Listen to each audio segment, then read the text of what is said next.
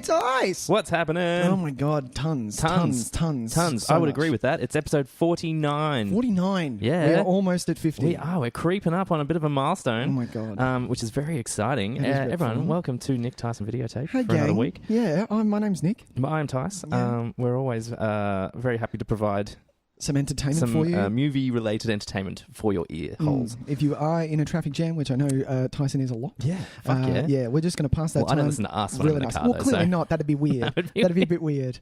It is a bit weird when I kind of go, oh, I'm going to listen to that episode a little bit later, and I listen, I'm like, what am I doing? Yeah, I do it for a little bit of stock taking here and there just to kind of make sure everything's fine, make sure it's all working, but it's a very strange experience. Yeah, because sometimes I forget what I'm listening, what I talked about, and then I go, oh, okay, I didn't sound like a dickhead. Well, I sometimes kind of just listen to me talk and go, I don't agree with that statement at all. That's a complete lie. Okay. But we've got a very exciting episode for everyone today. I'm really excited about this. I one. do love more this so episode. than last week. We only get to do this once a year. Yep. It's our what's in store, most anticipated films for 2018. It's a very exciting time. Although I would say, looking at the list, I don't know if I'm as excited about this year on the whole as I was last year. Yeah, that's what I got. Yeah, the same, because there were a lot more things. Even though there is one massive, there's one huge one one for us. Yeah. But I find it. I was kind of a lot of movies that I'm interested in.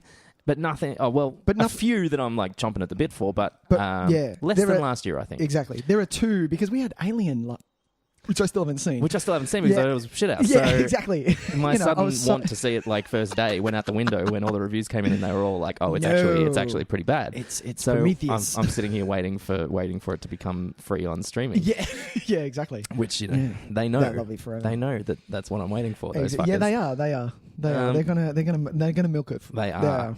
They want my $6. Oh, but before we do any of that, we're going to skip talking trailers this week. We did skip it last week as well, so apologies to all of you if you're jonesing for your trailer talk. But there is a reason. There is a reason. We're going to talk about the trailers of while we talk about the film. So you'll get trailer talk. It'll just be scattered amongst the 2018 loveliness that we're looking forward to. Because some of these things have had trailers, some haven't had trailers. Yeah, that's when it gets really strange for me to talk about as an anticipated film. I'm kind of like, well, there's one in here which either way. Exactly. Then there's one in here that I had no idea that it was coming out. I had no idea, and the trailer dropped today. So I was like, fuck. Great. Okay. Oh my God. I wonder if this might be one of the same. There's a big conversation about something that happened today, which I'm very excited to talk about. We'll get to it. But so we'll skip talking trailers. That's all done. That's it. Yada, yada, yada. Trailers. There you go. You got a little bit. But now it's time for What Did You Watch This Week? Do you want to go first? I'll go first. Why not? I've seen a couple of things this week. Yes, because you're not back at school yet? Yeah, I'm back at school. You are back at school. So it's slowed it down like crazy. So unfortunately, you can talk about. You didn't get to talk about a lot. I didn't get to talk to any of them because we cut it for time last week. So in case anyone realized, we did in case of my smooth editing. Actually, no, I listened to that. It was very smooth. Pretty I was smooth. like, oh wow, nice one. But yeah, so I have watched a lot since we last talked about it, but there's no point talking about any of that kind of stuff because it's all last year's stuff and stuff we've covered in our favorites of the year. Yep. So I'm going to talk about. Well, I got to see Geostorm. I watched Geostorm. Jesus Christ, you watch some shit. Yeah, I do, and I am a. But that's awesome. I need someone to watch that because there are some shit out there that you go, actually, fucking watch this. Yeah, well, I'm a sucker for environmental disaster films. I am an absolute sucker for them. Roland Emmerich. I'll watch anything Roland Emmerich directs, except for when he directs like something that I really don't care about, like when he did that Anonymous movie about the guy that apparently ghost wrote all of Shakespeare's stuff. I'm like, Roland Emmerich? No. Not your field, dude. No. Not your field. I'm not interested. Are there tidal waves? Then no. Is there a dog running down a thing that escapes a fireball? No. Yeah. And I'll tell you what, there's a dog in this one. Don't worry about that. Geostorm is no good, unfortunately. Geostorm. Yeah, look, it's I'll give it points in the sense that I can't remember how long ago it was, maybe 2 years ago, there was Into the Storm, right? Which was like Twister. But updated for 2015 CGI. Yep. And I did not like that movie at all because it had zero sense of humor and it was like really kind of trying to take itself really seriously and be like, no, this is a real legit movie. Like the stakes are high, and it was just like, you can't. I didn't buy a second of it, and so I found that a much more frustrating experience than this because this is batshit crazy. Right. Like, and I saw the trailer. This thing is so fucking up in the air. It's so jam packed with like there are 15 different plots. You've got like environmental disaster. You've got space thriller. You've got conspiracy thriller. You've got political intrigue. Yep. It's just a fucking packing it all into one. It is, and it's so ill-conceived. I don't know how it happened. And it's just people throwing ideas out and going, yeah, we'll chuck a bit of that in, we'll chuck a bit of this in. Yeah. Andy Garcia's the president, apparently. Good on him. I love Andy Garcia. Yeah, me too. Yeah. President Garcia. I'm on board. Did he do well? Yeah, like he's... Any rad speeches? No, he doesn't get any cool speeches like that. Come on. Jim Sturgis is in that, and I'm like, I saw... what have you been doing? Where have you been? Where have you been? It's been a long time since 21. Gerard Butler has just... And Gerard Butler looks like... He looks old, man. He looks worn out. I can't... How long ago was 300 during? 2008 or 2007, maybe? No, not that late. It was you reckon earlier than that? 5. Wasn't it 5? So let's say at least 10 years ago. Quick squiz. 2006. There you go. So he has aged 20 years since 300. Right. He just looks like... He looks like he's aged 20 years. He looks pudgy and like his face is all puffy and I don't think he's seen the inside of a gym in in 300 10 was a years. while, I think like he's still coasting off that residual fitness from 300. I think he's still kind of like, nah, it'll be fine. It'll be fine. I've done 10 push-ups today. It's fine. I'll do a few push-ups and some sit-ups. 7. He'll be right. Yeah. And so everyone tries. I think everyone's in on it too. I don't think anyone thinks they're making high art here, which is really they know what they're doing. Good. Yeah. It is just bonkers, and it's everything like wrong with that Roland Emmerich style film. This isn't a Roland Emmerich directed film. This is Dean Devlin, who was the producer and writer of almost all of Roland Emmerich's films. Right. So he's clearly following in his master's footsteps, I guess. The guy that he looked at. That's hilarious. How did he go? He didn't do that well. He didn't do that well. He don't. Look, if you don't have to pay for it and you have nothing to do for... It's actually longer than it should be too. Really? It's nearly 2 hours. Oh, Jesus Christ. Come on. This should be a swift 85 minutes. Having said that though, there's so much plot in this. There's too much plot for a 2.5 hour movie. Look, it is what it is. It's no good, but it's very easily digestible. Right. That's hilarious. Yeah. That is pretty funny. Yeah. Geostorm. There it is. What else you got? All right. Well, I'm going to go... You're going to go hilarious, and I'm going to go extremely serious. Oh, of course. Sorry. So I watched the 7-part doco-series, finished The Keepers on Netflix. The Keepers. Which is, directed by Ryan White, who I'll get to him later.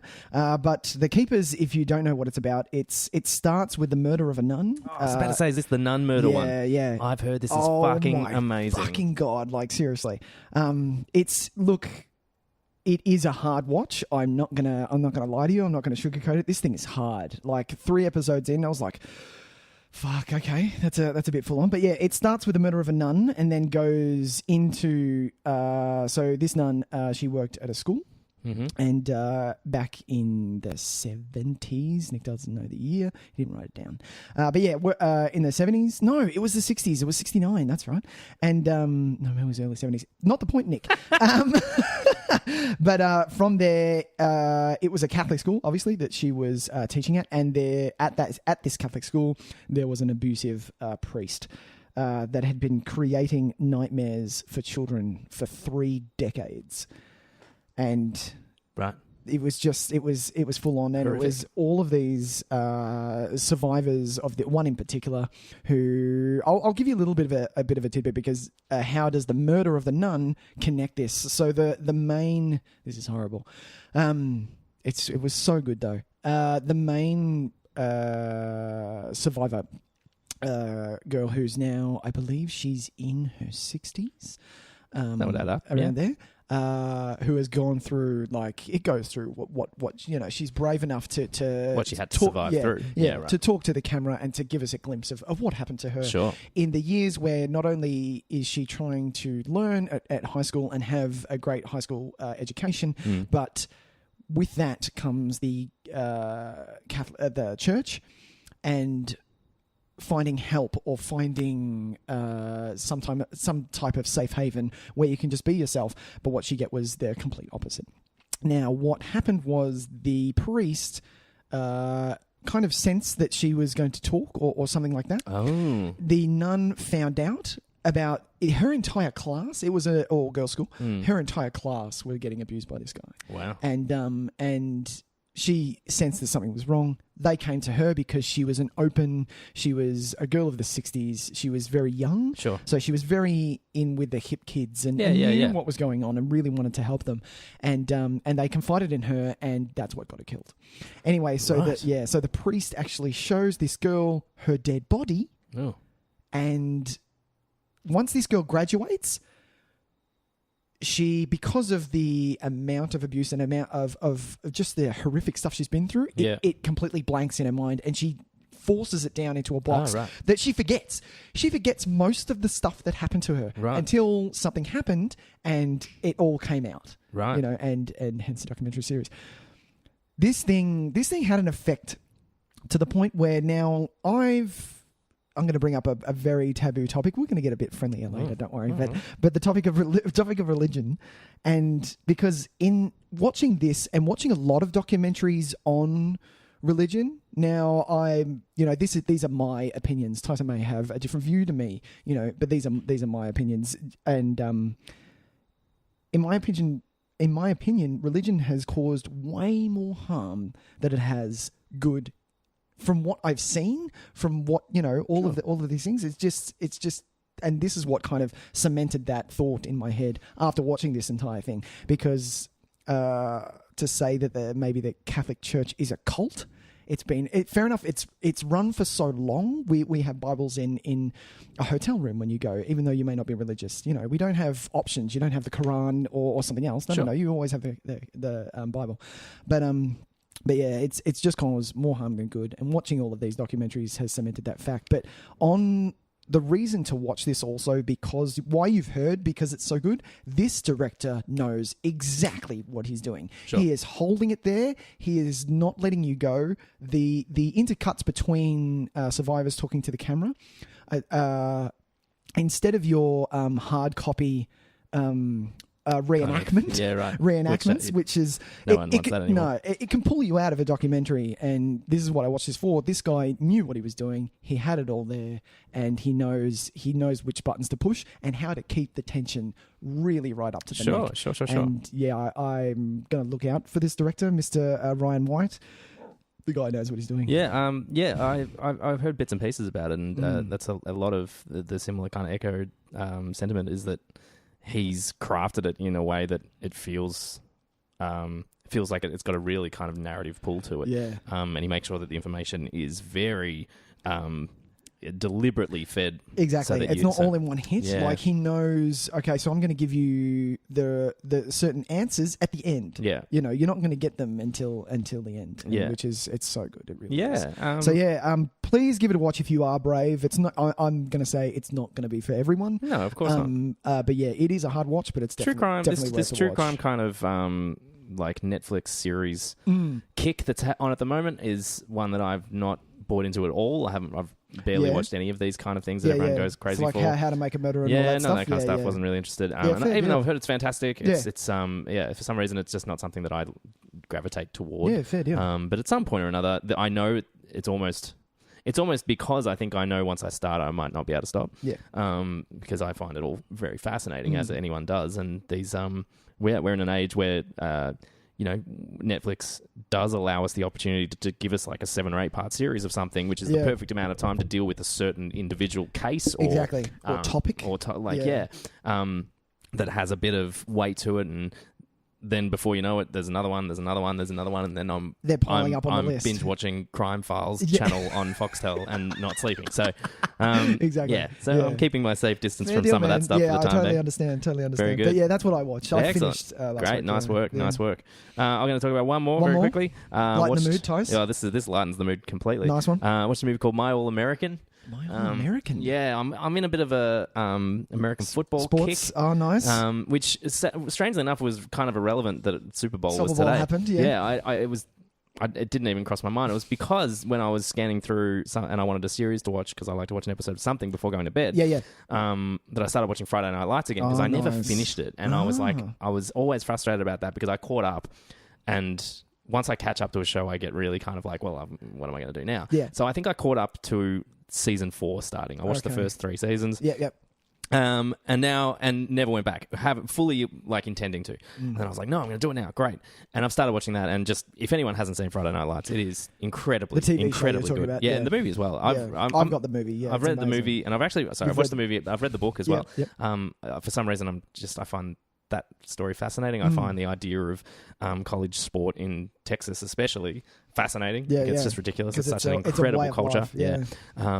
And and occasionally I'll just go on the hunt for a sports movie, and I found this one, My All American. It was on Netflix, I think. Cool. It tells the story of a young gentleman. His name is Freddie Steinmark. Freddie Steinmark. It's a true story. Oh, it's a true story? Yeah. He's a young player who was quite small, very short and kind of thinly built, but worked his ass off and managed to make it through to being given a scholarship to play for Texas University, which nobody thought he would. Yeah. And being one of these movies, because there's no reason to tell the story otherwise, there is tragedy, and he has to battle his way through it. It was a really strange movie because I didn't know the tragedy. Usually in these kind of circuit stories, you get a hint. You're kind of aware, or you know something about the figure beforehand. So you're like, oh, this is the bit where they have the car accident, or I'm waiting for the car accident to happen. Yeah. And or the knee blowout. Yeah, the knee blowout. Also, every bit of slightly foreshadowing dialogue just hits like a sledgehammer. And it's but this it's a very slow burn. It's over 2 hours, this movie. Ooh. And so for the first I would say probably 70 minutes. Yep. It's all just going really well for him.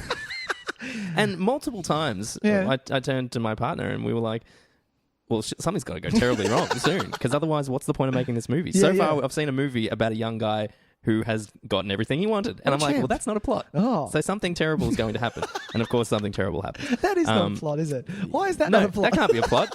Young plucky guy gets what he deserves. Because life isn't fucking like it. Yeah, exactly. It's not like that. Exactly. Yeah. And that's one of the things that this movie made me think. I was like, fuck, man. How many times do you hear about these amazing athletes who are these really great human, not just athletes, these great human beings. Yeah.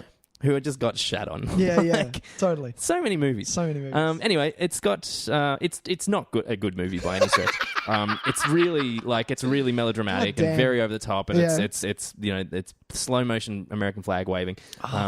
But it's got some nice performances. I think its heart's in its right place. Yeah. Aaron Eckhart plays the coach, and he does an exceptionally good job. I thought he was great. Two-Face. The young actor playing Freddie Steinmark is really kind of surprisingly charming, because the character itself could be really annoying, because he was seen by everyone, and why he's still remembered now. They actually have a plaque in memory of him, at Texas University, is because he was always so positive, like to a ridiculous extent. Yeah, he would say people, no, you're gonna do this, and they'd go, no, I'm not gonna be able to. He'd be like, no, we're gonna do it together. And they'd do it. All right. And so he just got this reputation of being the hardest working, the can never bow down to a challenge kind of guy. He will always fight to the last breath, and he will overcome. What a champion. Yeah, and it could have been the most annoying character in the world, because sometimes you want to smack that kid and just be like, can you shut up? Especially in the morning. Get the fuck Come on, give me a break, jerk. I haven't had coffee yet. And he's a bit of a it might just have been a character choice, but he was a little bit of a strange individual as well. A strange unit. Yeah, so I think played with a lot of charm by this actor who has not done a lot of stuff. He had a run on American Horror Story. Oh, yeah? What's his name? Finn Wittrock. And he was my wife nice. will know who he is then. But yeah, other than that, it's if you like your sports movies, you could do a lot worse, I think. Okay.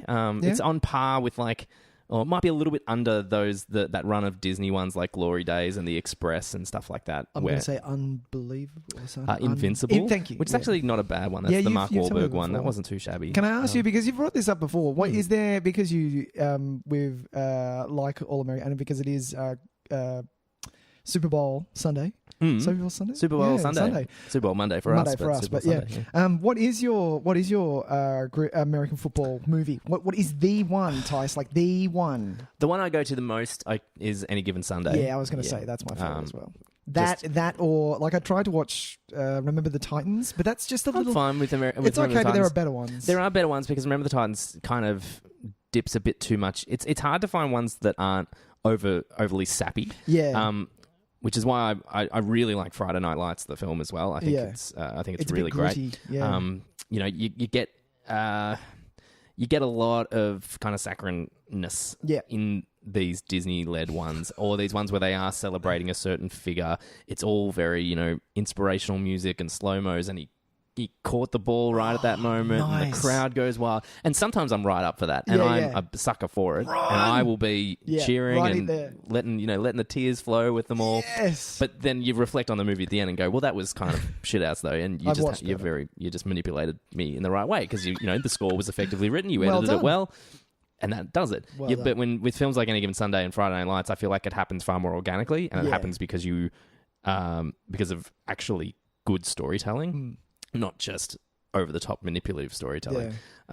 Talking about this really makes me want to watch Mighty Ducks. I think we should do an episode on Mighty Ducks. We should do an episode on Mighty Ducks. That'd be really fun. That'd be rad. Known as The Champions. The Champions. Yes. Champions. How would we write that? We'd have to on the episode title, because if we wrote Champions, no one would know what it is. What the fuck is this movie? Mighty Ducks 1. No, that's terrible.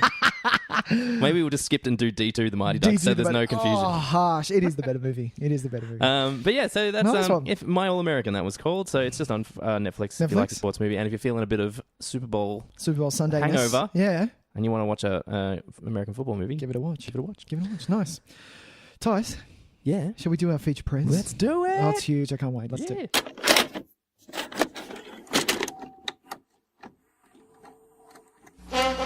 And now for our feature presentation. All right. What is in store for 2018? He's doing his little robot dance now. So many movies. We're going to go month by month. We are going to go month by month, which I love. We're going to try and keep it pretty swift. Mm-hmm. We're going to try and just be like, we're not going to. I feel like last year we did like a thing where we'd say, "Yep, see it in the cinema." Oh yeah, we did. See it in the cinema. Pay for it rent or free streaming.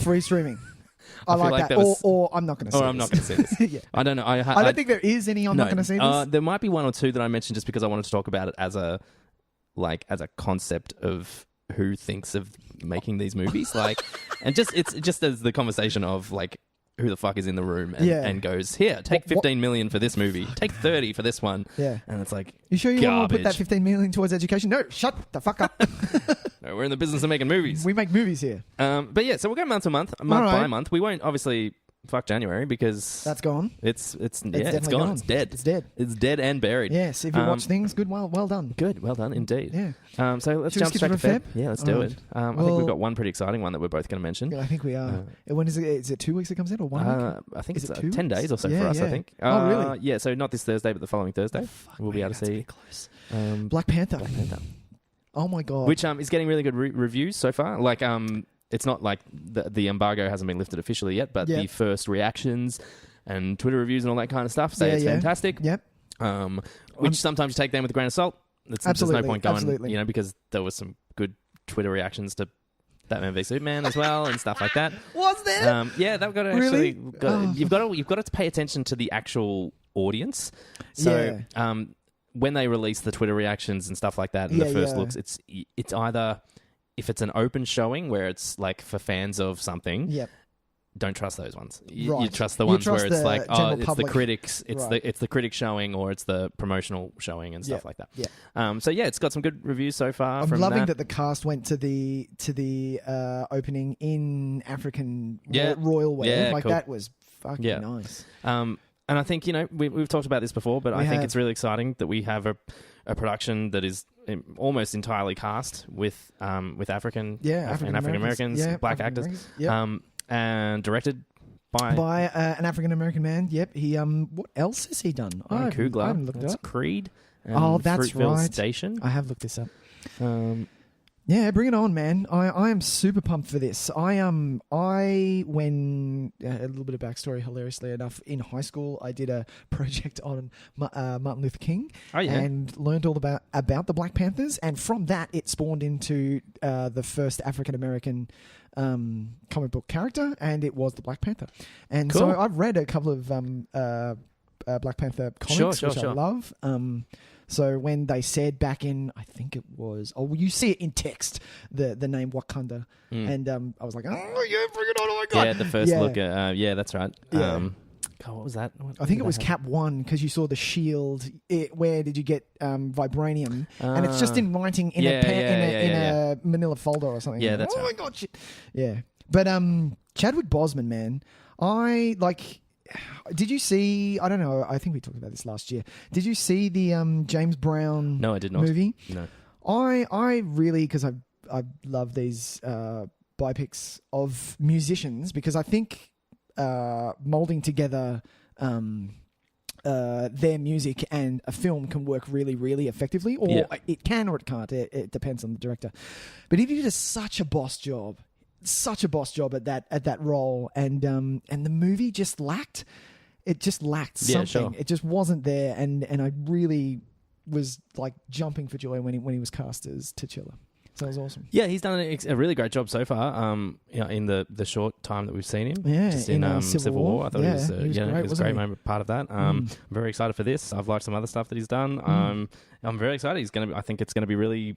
Man. He's going to kind of cement his place really amongst the rest of these characters, and I feel like I feel kind of mean saying it, but I feel like Doctor Strange is kind of everyone's just kind of like, oh yeah, Doctor Strange was there too. Yeah, like, and that's fine. Like I enjoyed his movie enough. Yeah. But as a character, I don't think he makes the kind of it's hard. impact. Yeah, it's hard with Doctor Strange. Even like with Ant-Man, I think has a more kind of prominent place in the in people's kind of. If you listed your favourites, basically, unfortunately, Doctor Strange is down the bottom. Would be pretty Stephen low as a character and as a performance, which I feel bad saying because I don't think it's Cumberbatch's fault. No.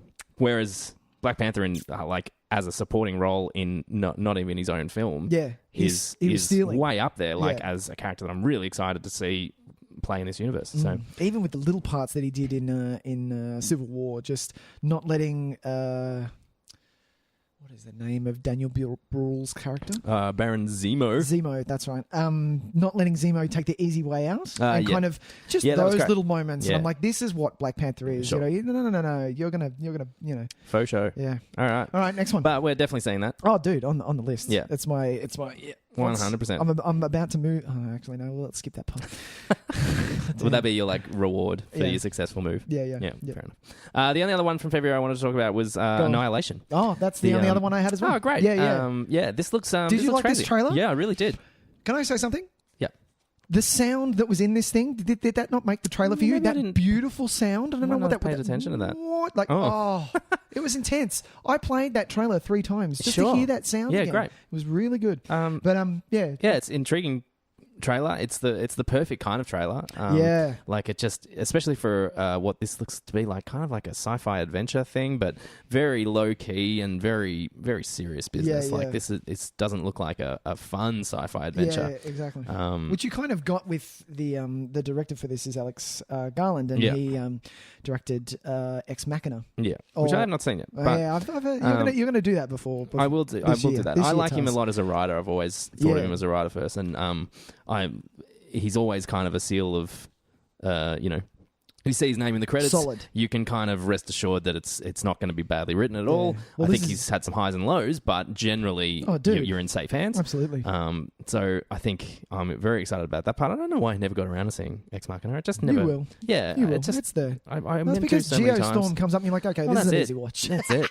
Geostorm is a Sunday night watch if there ever was one. Exactly. So good. But yeah, I love the fact that this is, I believe, an all-female search team going into. Sure. I believe. Yeah, and maybe that says something about what we're dealing with. Yeah, I think it does. Yeah. Which they didn't really go into in the trailer. I was like, I really like that. Is it Jennifer Jason Leigh? That is, yeah. That she's the leader. Also with oh my God, Nicholas. Natalie Portman. Thank you.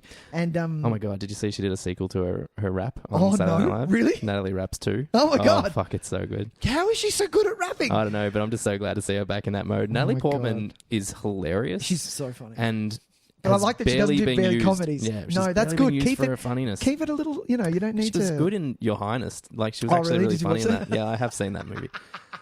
I've always wanted to watch that a little bit. Yeah, it's dumb stoner fun, but it's worth it. It's worth it for that. Yeah. But the other actress that was in there is what the hell does that say? Oh, Tessa Thompson. Oh, Tessa Thompson, who's my new fave. She's awesome. Ever since I watched, which the movie sucked, but she was really good, was Dear White People. Okay. Which, her performance in that was just awesome. And then she's Valkyrie in Ragnarok. But I'm really liking what she's doing. Great. And can't wait to see more. Yeah, this looks really interesting. We'd give you more of the plot if the trailer gave us more of the plot. Watch the trailer. I think you've got to watch the trailer to get the kind of vibe that it's going for. It looks to be far more of a it's along the lines of almost experience than it won't be. I'd say it's almost along the lines of Arrival. I was going to say I got a lot of Arrival vibes from it. Yeah, but more very grown up sci-fi, which is great. I'm so glad we're in a kind of landscape where we can get that kind of stuff. Yeah. A biologist signs up for a dangerous secret expedition where the laws of nature do not apply. There you go. And just the things in that place is like there's certain little glimpses that you see. Like, that's a bit scary. I think there's going to be elements of horror, fantasy, sci-fi. It's going to be a real amazing good mix. Yeah. All right. So that's Feb. They were the two from Feb that stuck out for us. I hopefully will be able to see that at a cinema. I'm not 100% certain. Yeah? It's one of those ones that, like, if timing works out perfectly, I'll be there. Otherwise, I'll pop up on rental and I'll be like, yes, there we go. Perfect. Done. Let's jump on to March. March. Well, I've got a few to talk about in March. I've got 5. Right. Do you have 5? 1, 2, 3, 4, 5. Oh, I got 6. You got 6? Yeah. All right. Well, let's get the main ones out of the way. Okay. What do you think's the main ones? Red Sparrow. Yeah, Red Sparrow. Can we just talk about that very briefly? Very quickly. Yeah. Yeah, because it's if you see the trailer, you kind of get the gist of what it is. Yeah. It looks dark. It's about assassins who is Jennifer Lawrence is the main assassin. She gets taken away and trained as a young child. Yeah. And you get told in the trailer that they use their bodies and they're trying to use like their sexuality to get close to their targets. Yeah. And then they fuck that shit up. Yeah. Exactly. But it looks boss. It looks kind of cool. I'm excited. Like Francis Lawrence is a director that I should be more excited about because he's a bit of hit and miss though. I don't care for those Hunger Games movies. No, but he has done I Am Legend, which I was fine with. Also at the time. Yeah, like I see. Strangely enough, I still think his best movie is Constantine, which is silly to say because it was a great film. Yeah, the movie's got a lot of problems. Like it's a pretty easy watch. Yeah. Keanu is killer in it. Fucking Keanu, man. Keanu. So everything. I think I Am Legend is like it's the Hollywood. It's got some stuff in it that's good, but also at the same time, it's got some awful shit in it. And I don't really care about these. Hunger Games movies. So it's like I'm still waiting for the Francis Lawrence movie that I can get behind entirely because I feel like I should. I don't know if this is going to be it, but we'll see how we go. We'll see. Anyway, we shall see. That was it. Next one that you think we're definitely going to talk about? Just quickly, I just want to know this is me because I know that I don't think you're on board for this one. What's Tomb Raider. I didn't actually mention Tomb Raider. No, that's all right. Yeah. The Tomb Raider movie is coming out. I will see this. Oh, we didn't do. When are we going to see? Oh, forget it. We're too far. Red Sparrow. No, see. Well, we didn't do Black Panther. Oh no, we did. Yeah, we did. All right, Red Sparrow. That'll be streaming. Yeah. I might pay for it in streaming. Okay. If it gets really well reviewed, I might see it at the film. At the films. At the films. I might see it at the films. At the pictures. Tomb Raider. I've played the Tomb Raider games. Sure. I'm a gamer, so and when this came out, especially with the new generation of Tomb Raider games that have come out, and dude, Alicia Vikander, I'm all over. She's a great choice for it. She's awesome, a really great choice. I like that it kind of, no offense to Angelina Jolie, but it doesn't. Angelina Jolie, you couldn't help but feel like they were sexualizing the character a little bit. No, but she is just that stunning. But that's who the character was. Well, for a lot of Lara Croft in the games, it knew who his demographic was, and they made her chest way too big. Sure. Do you know what I mean? And now they've gone, well, hang on a minute. This is a decent storyline. Let's use this character in a way that empowers women rather than getting the fanboys in. And it's kind of strange because it's like I'm not in any way implying that Alicia Vikander is not stunning. Hell no. But it just there's the way that they're presenting her as a much more like it's a grittier kind of representation of it. It feels far more realistic. Exactly. They're dressing her differently. They're kind of, they're not.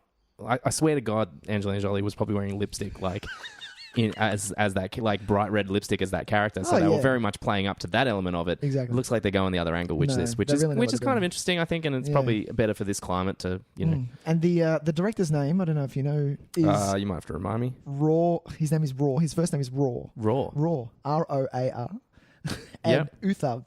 He's Swedish. Uthug. What's he done? He hasn't done. He's done a few things, but they're all. But where did it go? Surely... Nothing that I've heard of. Tys. He did The Wave. He did Escape. Yeah, The Wave. The Wave. Remember The Wave? Yeah, 2015. I definitely didn't watch it. But really, it's up your alley. Yeah, it would be up my alley, wouldn't it? Yeah, but it's like a big 3D tidal wave extravaganza. Yeah, I should watch the hell out of this. Who uses the word extravaganza? An 85-meter tidal wave. 85. That's a bit full on. But yeah, he's got the best name in Hollywood. Yeah, no, Raw Uthug. Uthug. But yeah, Swedish. Can't wait. That's Tomb Raider. Next. I'm going to wait for streaming. I won't be seeing that. There are way more other things I need to see. I don't know why I'm just not interested. I should be more interested in that. That's all right. It's like an adventure. It's kind of like it's got an Indiana Jones vibe. It feels like it's still going to be fun. Yeah, it's got the grittiness. Walter Goggins, man, dude, Walter Goggins. He is the villain. Come on. Anyway, we'll see how we go. Moving on. You're next. Anyone else? Anything else that you think is a definite? Going to be on definitely our lists? Well, I'll just talk about this quickly because we've talked about it so much. Is Ready Player One? That was on my list as well. Yeah. Look, we're going to see it. We're going to see it. Yeah. I'm going to see it at the cinema. I have been told that there are moments in that are would have been almost written specifically for me. Really? So by someone who's read the book? Yeah. Fantastic. So I have high expectations. There will be moments.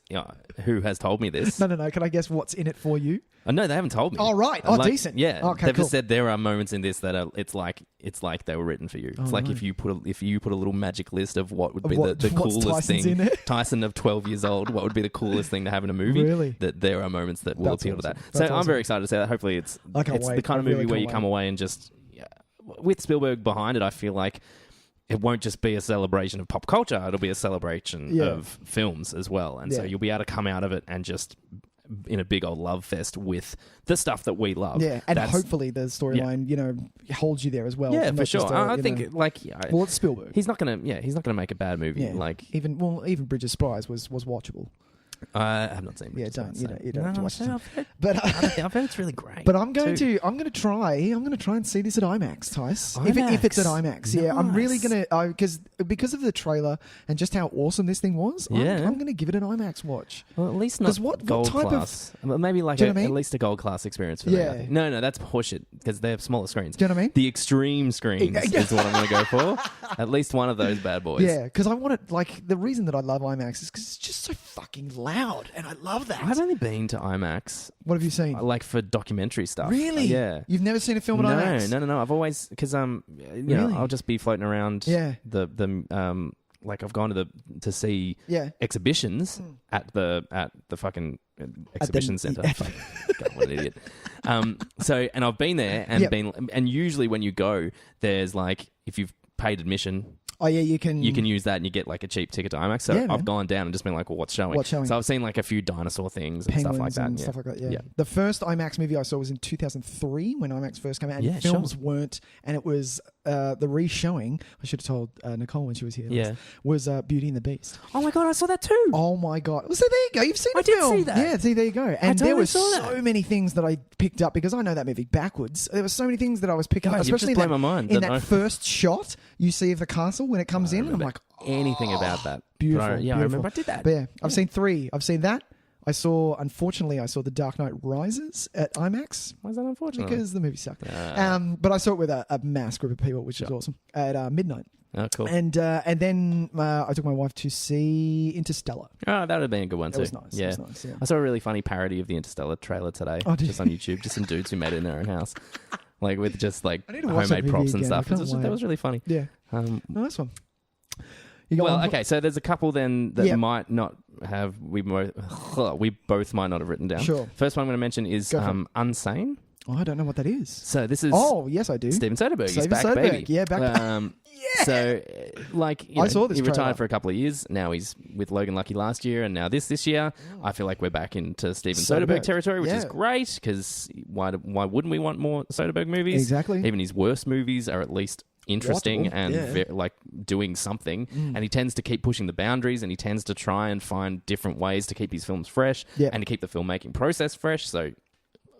We need more. We need more of him. We do, yeah. And he's shot a secret horror movie in a hospital on an iPhone.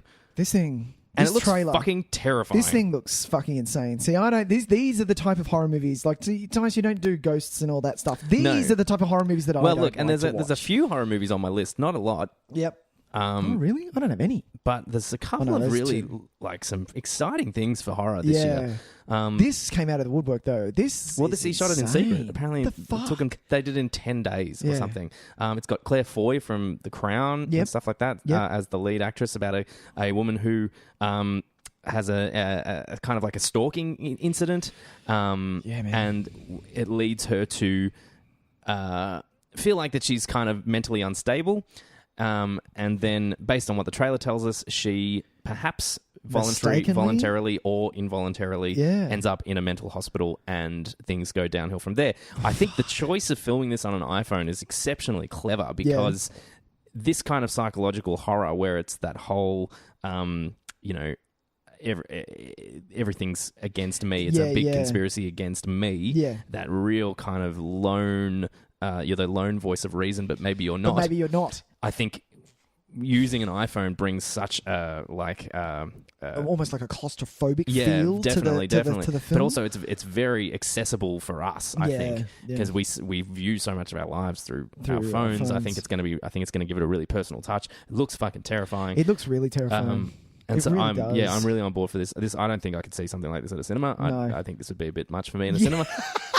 But at least he's honest, people. Yeah, I will definitely watch this when it comes out. It looks fucking great. Yeah, watch the trailer. Watch the trailer. Yeah, give it a watch. Yeah. It'll tell you everything. Exactly. Yeah. All right. I've got one that I would like to mention because I saw this trailer and I wanted to say it worked its magic on me. Okay. This was called Love, Simon. Oh, okay. Did you watch this trailer? No, I did not. No, it was What's it about? It's a coming out movie, basically. Oh, okay, cool. Yeah, and it's just done in a way that it looks great.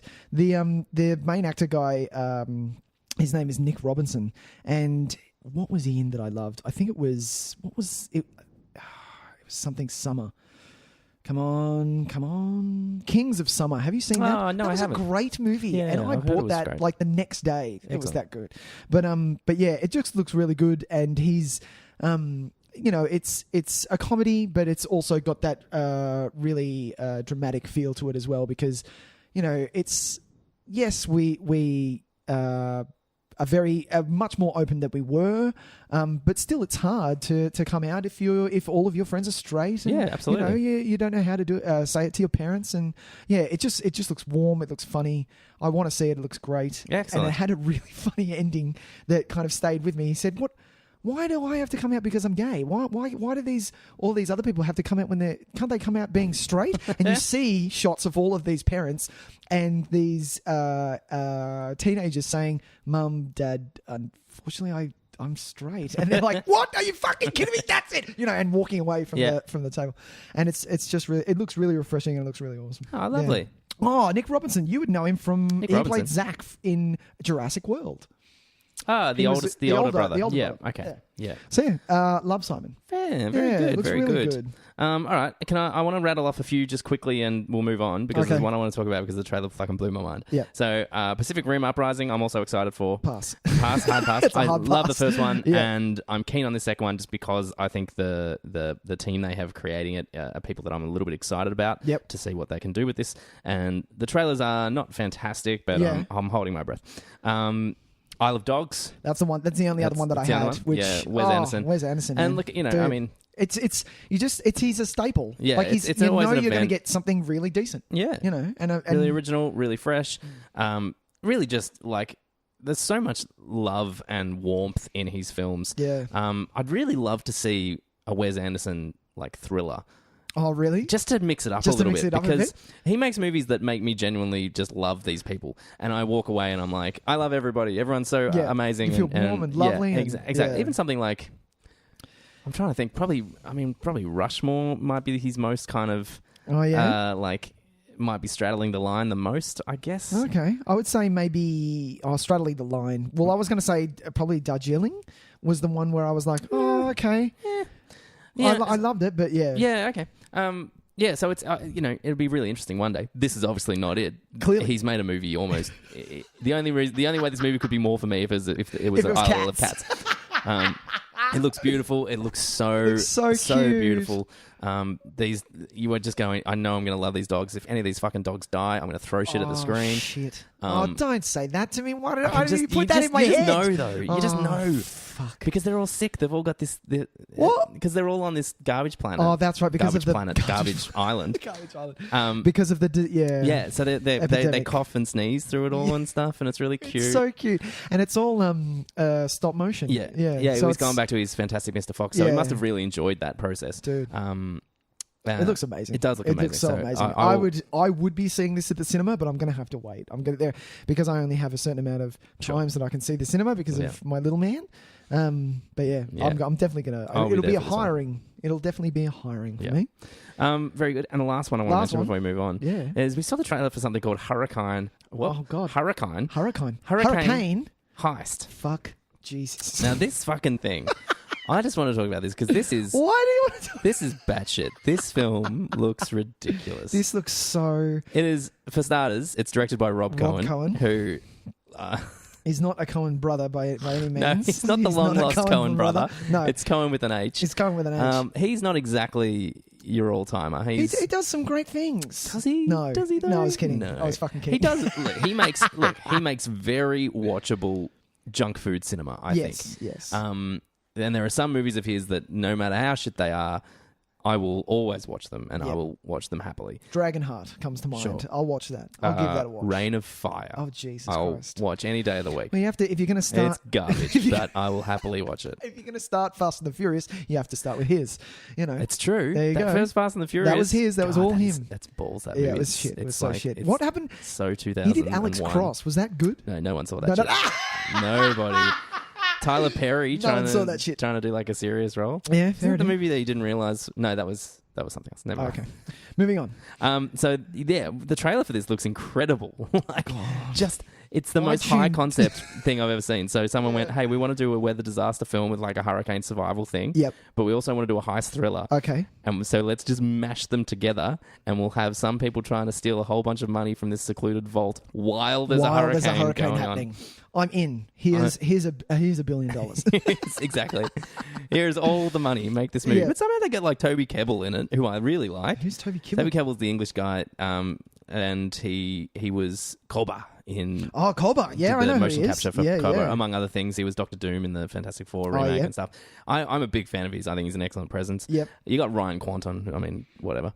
But you've got Maggie Grace, though, and she is hands down...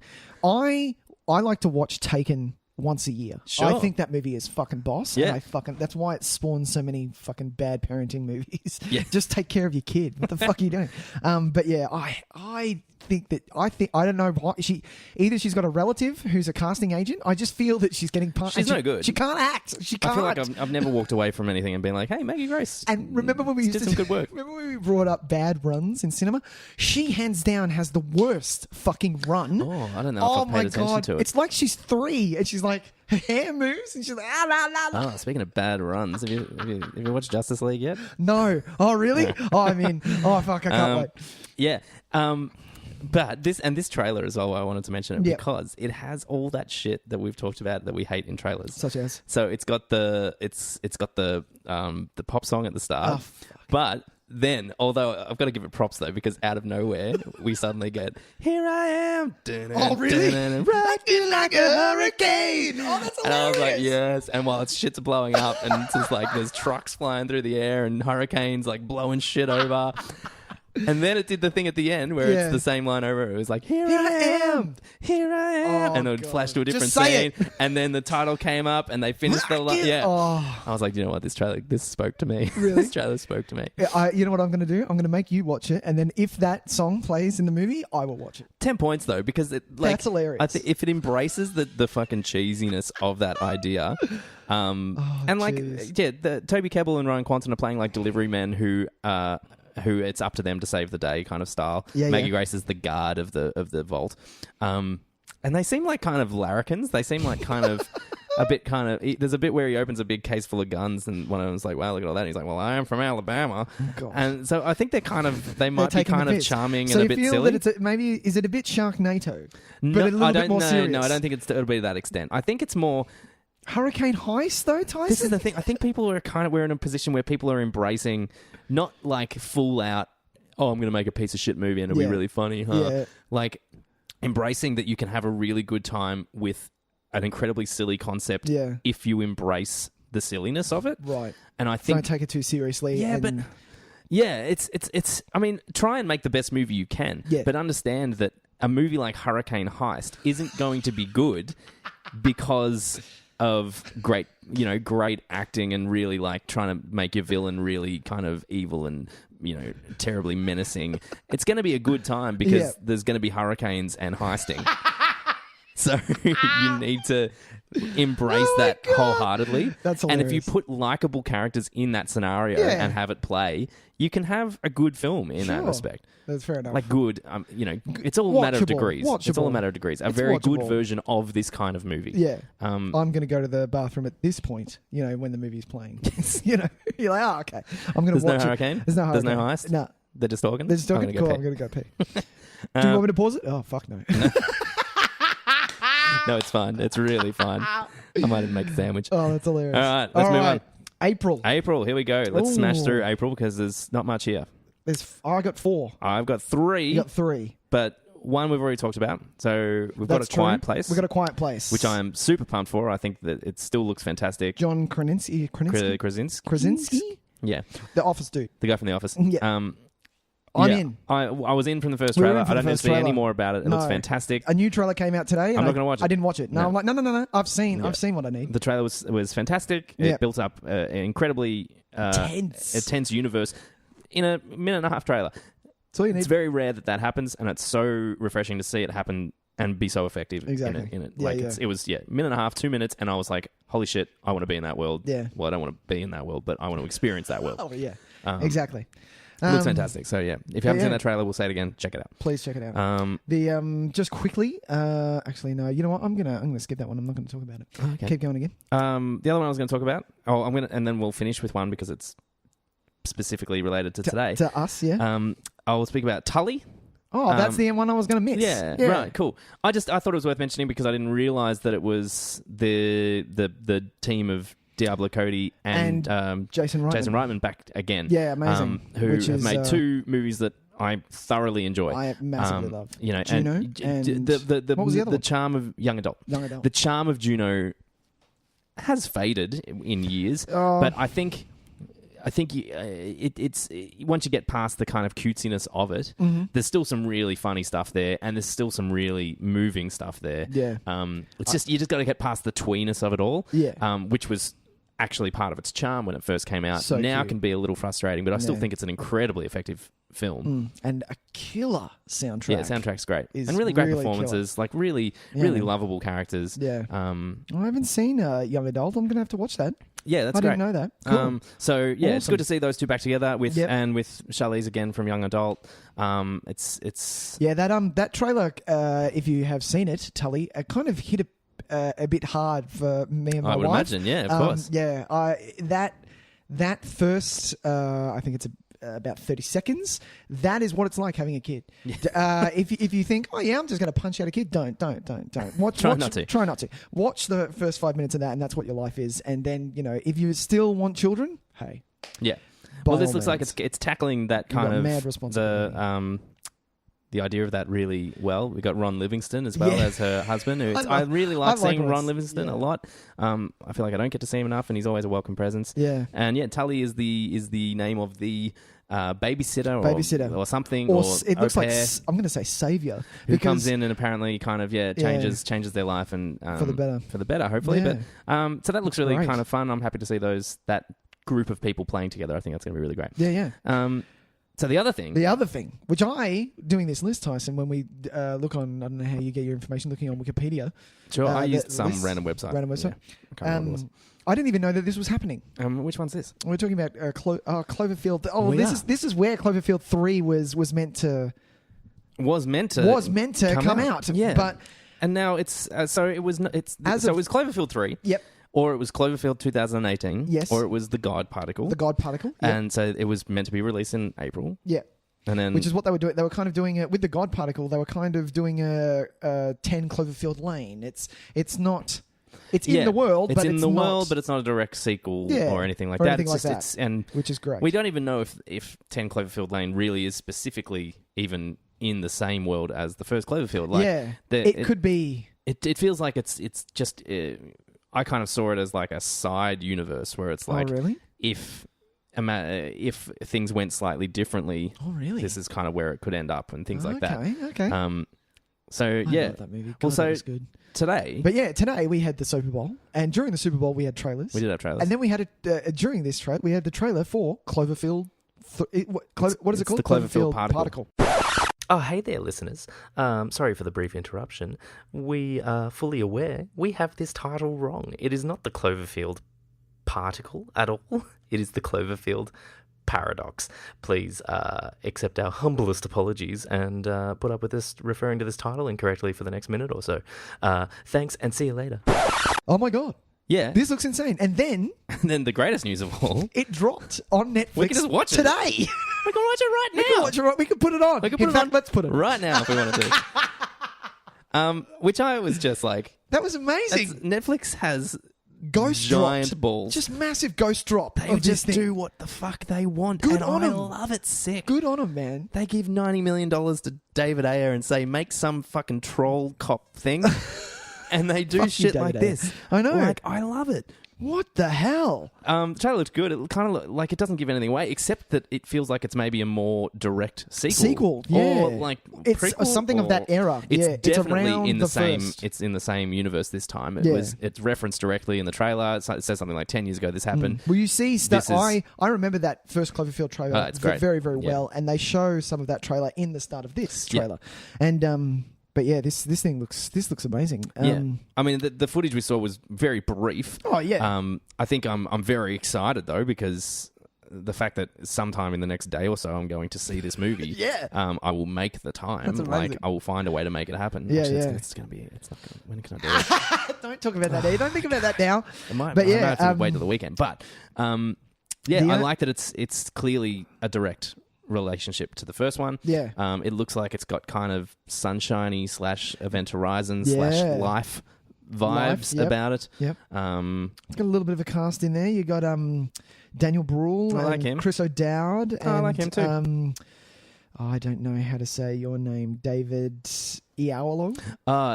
There was a thing. We did this a couple we of weeks did this ago. a couple of weeks ago. We looked up how to say his name. Because we didn't want to say it badly. That's right. Look, we suck. Yeah. But yeah, he what would you know David from? Martin Luther King when he was in Selma. Selma, played Martin Luther that's King. right. Yeah. But yeah, amazing actor. So they've got some pull in this. Yeah, I don't know much about the director or the writers. The director hasn't done that much. Yeah. And writers. But this whole series is clearly kind of looked over by JJ. So yeah. I feel like you kind of give him. You're in a bit the of same thing coincidence. happened last year with was it Daniel Trachtenberg? Was that his name? I have no idea. The director and writer of 10 Cloverfield Lane. He was someone that kind of came out of nowhere. I know it's Trachtenberg, but I can't remember his first name. Keep talking. Give me a minute. He wasn't anybody with a great amount of experience either, and he crafted exceptionally intense like thriller, really well written, fantastically directed, got killer performances out of his cast. So, and then gone on to do Black Mirror, which I've heard is awesome. Oh, he's done an episode of that, has he? Yeah. Cool. Watch God Particle, I guess. God Particle. It was going to be April, but watch it today. Now you can just watch it right now. Push pause on this and watch it. Well, after this episode of Tys and Videotape, your friendly podcast. But your friendly podcast. Your friendly podcast. Your friendly neighborhood podcast? Sure. That's the one. All right. But yeah. So let's do May then. Or do you want to keep talking? No. Well, the thing is, because we're in Australia, we actually get something on the 25th. Oh. And they get it on May the 4th. Be with you. Oh, interesting. Yeah, we get it on the 25th. So this is the one. Right, this is Avengers. Yeah, this is the So we Avengers. get it still in April. We get it in April. Cool. Yeah, right. I looked it up because I was like, hang on a minute. Let me just suss this out. Interesting. Because I don't like that it's landing on Star Wars Day. May the 4th. May the 4th be with you, yeah. Well, I don't think we need to say anything about this other than we we'll really see don't. you there. First day. Tickets in hand. Opening night. Yeah. Bang. I'll be there even maybe because of Little One. I might have to see it at a midnight screening. Yeah, right. Put the kid to bed. Sneak out of the house. Have fun, Grandma. All you have to do is make sure he doesn't wake up. Okay, bye. Exactly. Yeah. No, but I didn't. A new trailer dropped for this today, and I did not watch it because I've seen enough. It's just a little 30-second spot. Is it? Yeah, I gave it a watch. There's nothing really. Nothing new? There's like occasional, but it's just people standing around and like it's looking fucking awesome. looking cool. Really fucking awesome. And that it looks great. And there's one little shot of Thanos at the end where he looks much better too. Oh, they've done some rendering. Close up of his face, nice. and it looks really good. Okay.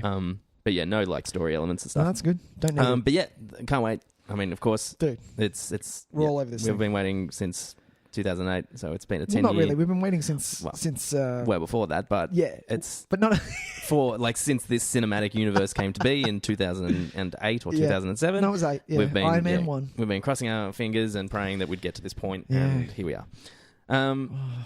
It just really makes me feel sad for DC. It really does. This is catastrophically fucking huge. Like the amount of characters that they're going to have in this movie. Yeah, I don't envy the brothers at all. I don't envy the beautiful I was going to say Speed Brothers. It's not them. It's the fucking no. I've lost it. You've lost it. I'm thinking of a different brothers. Yeah, team. There's too many brothers. Can't you just all no? Are they brothers? Yeah, Russo. The Russo, yeah. Thank you. I don't envy them, man. That is a hard fucking pitch. It's going to be great. Seriously. Good luck to you guys. I love you. Indeed. I know you do well. But yes, on to May. Yes. I only have 2. It's probably the same too. I had one extra one that I wanted to mention just because it looked kind of interesting. But I suppose the 2 that we both wrote down would be one that you're very excited for. Deadpool 2. Yes. Which I'm less excited for just because... Of David Leitch? I just don't...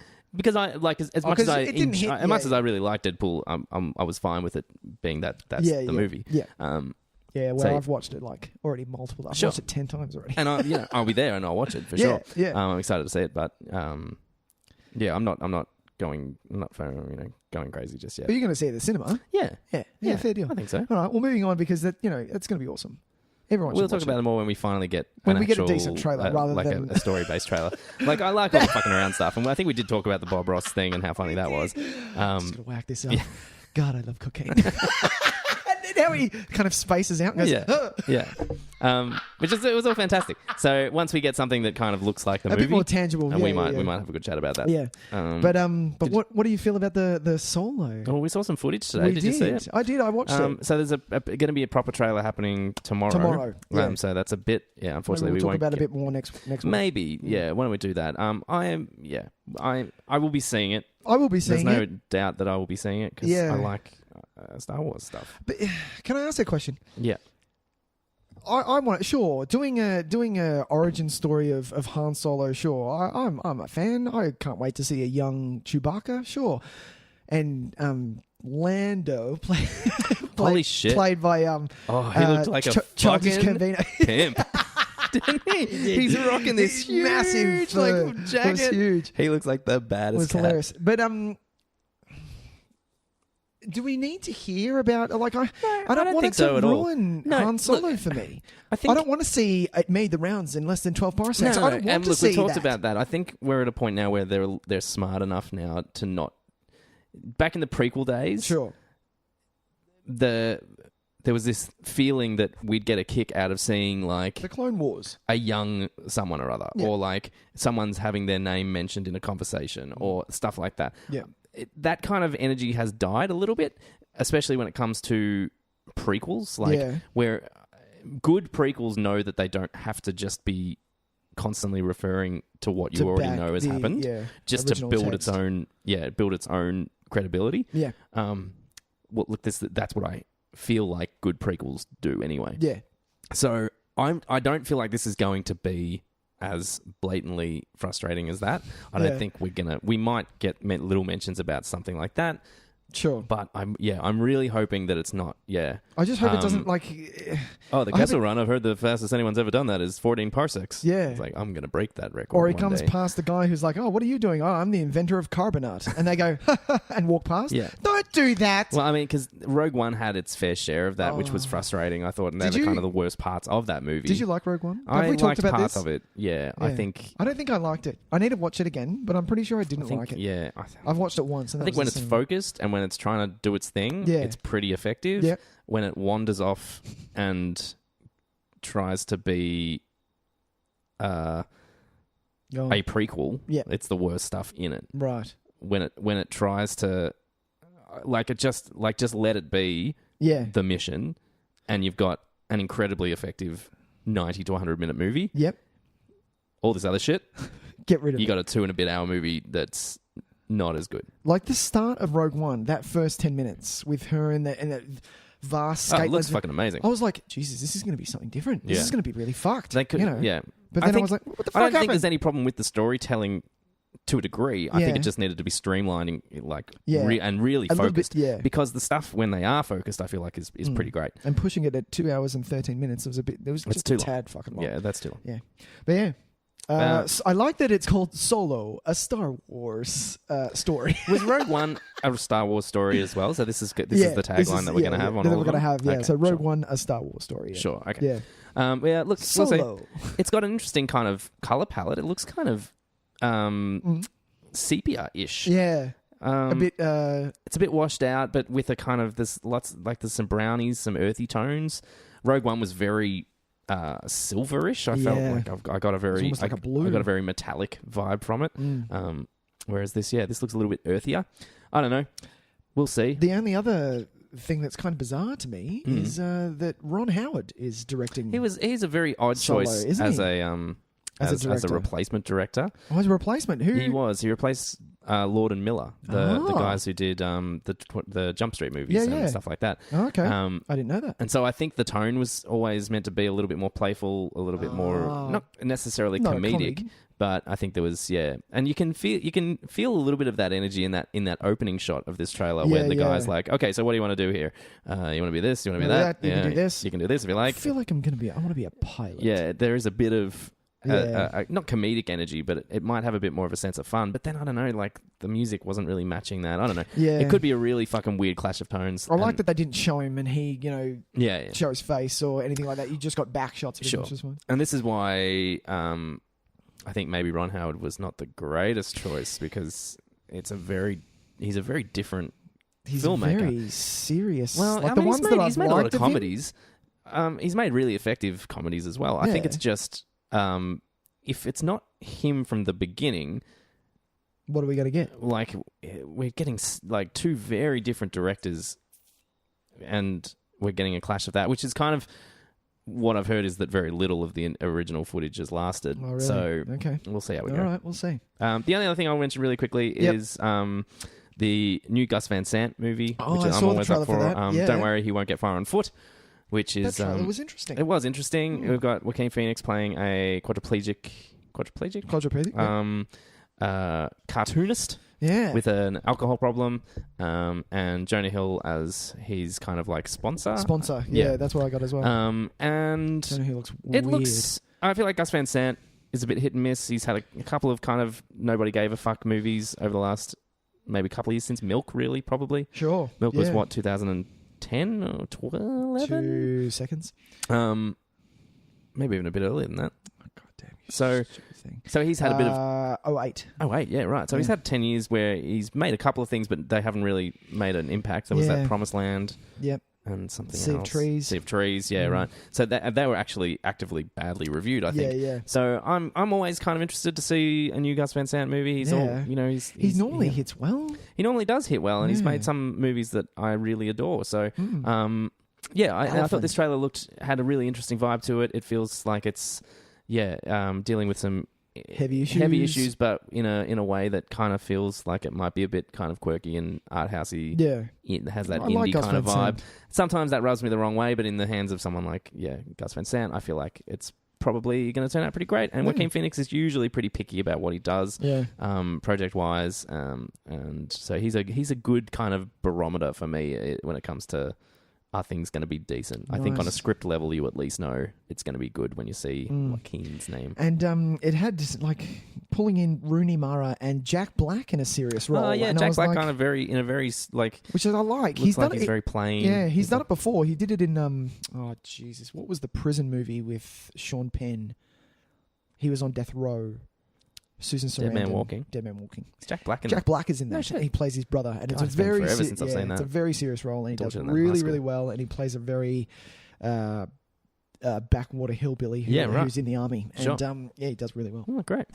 Yeah. So let's move on to June, shall we? June. June. A couple of things in June. Oh, June. We got a big one for... We got some sequels in June. For us. Yeah, we got 2 sequels. Just 3 sequels. That I want to talk about. Oh, you got 3. Yeah. Well, Incredibles 2, we're obviously very excited about. Dude. Oh, my God. Yeah. Oh, my God. It's really great to see Brad Bird back as well. I've been waiting forever, man. I'm sick of these Cars fucking sequels, man. Yeah. Come on, give me my Incredibles. Give me my fucking Incredibles. I like how they use that meme for that floats around. It's it's with the guy. What's his name? Syndrome? The main. Who are you talking about? Our favorite, the main guy. Who? The Mr. good guy. Incredible. Yeah. What's his real name? Robert Parr. Robert. Is it Robert? Are you talking about the character or the actor? No, the character. The character, Robert Parr. Okay. Yeah. So he's sitting there, and that little kid on the scooter, and he goes, "What are you waiting for, kid?" And he's like, "I don't know, something crazy, I guess." Yeah, whatever. It's my wife's favorite bit. Which I love that kid, and now it's like a meme because it's like you have what are you waiting for, kid, and you're right in I don't know, the new Avengers trailer, I guess. Yeah, me too, kid. Yeah, me too. Kid. And I like that you can actually use that meme to say The Incredibles 2 trailer, for fuck's sake. Come on. We had a really empty teaser where it was just like shadows and some of the cool music, which is great. The Giacchino score, which is just riffing off that 60s spy sound. Spy sound, yeah, man. A really great score in that first one, so we're going to get more of that.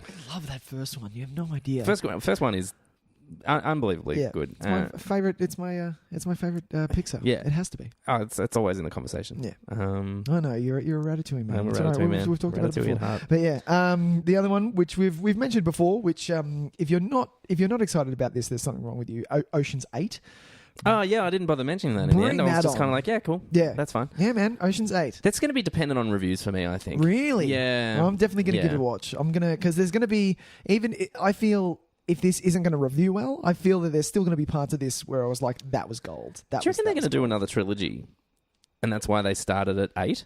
Well, they've got room to go 8, 9, 10? So this is this is what I've heard, is 8, 9, 10, and then the cast of 11 and the cast of 8 get together and do a big heist movie. That's what I've heard. Jesus. It's going to be the Infinity War of heist movies, possibly with a hurricane. Yes. If you want to get my interest. It's like, get your interest. Ocean's 19, but there's also like a natural disaster happening. But that's the rumor mill. Take that with a grain of salt. But sure. That's what I've heard. Yeah, I heard someone else mention that, and I felt like such an idiot for not realizing it sooner. Where I was like, why did they choose 8? Oh God! Couldn't they get 11? No. Yeah. Well, there's a reason. But it's clever, because they just left them that little bit of room. Yeah. And then what does that make? Ocean 17. I'm gonna have to follow 17 characters. Maybe there's some deaths. We're about to do this in Avengers. Probably more than 17. More than 17. So we're going to be used to it. I'm pretty sure everyone's hoping. Because I've seen all the memes are like, where is Hawkeye and where is Ant-Man? Hawkeye has to be in it. Come on. Hawkeye has to be in it. He has to be. Even for like a scene. I hope that, hopefully. See, this is the funny thing about, if you ask me who my favourite character is, and I would never say Hawkeye. Yeah. But he's integral. When he turns up, I actively cheer. Yeah.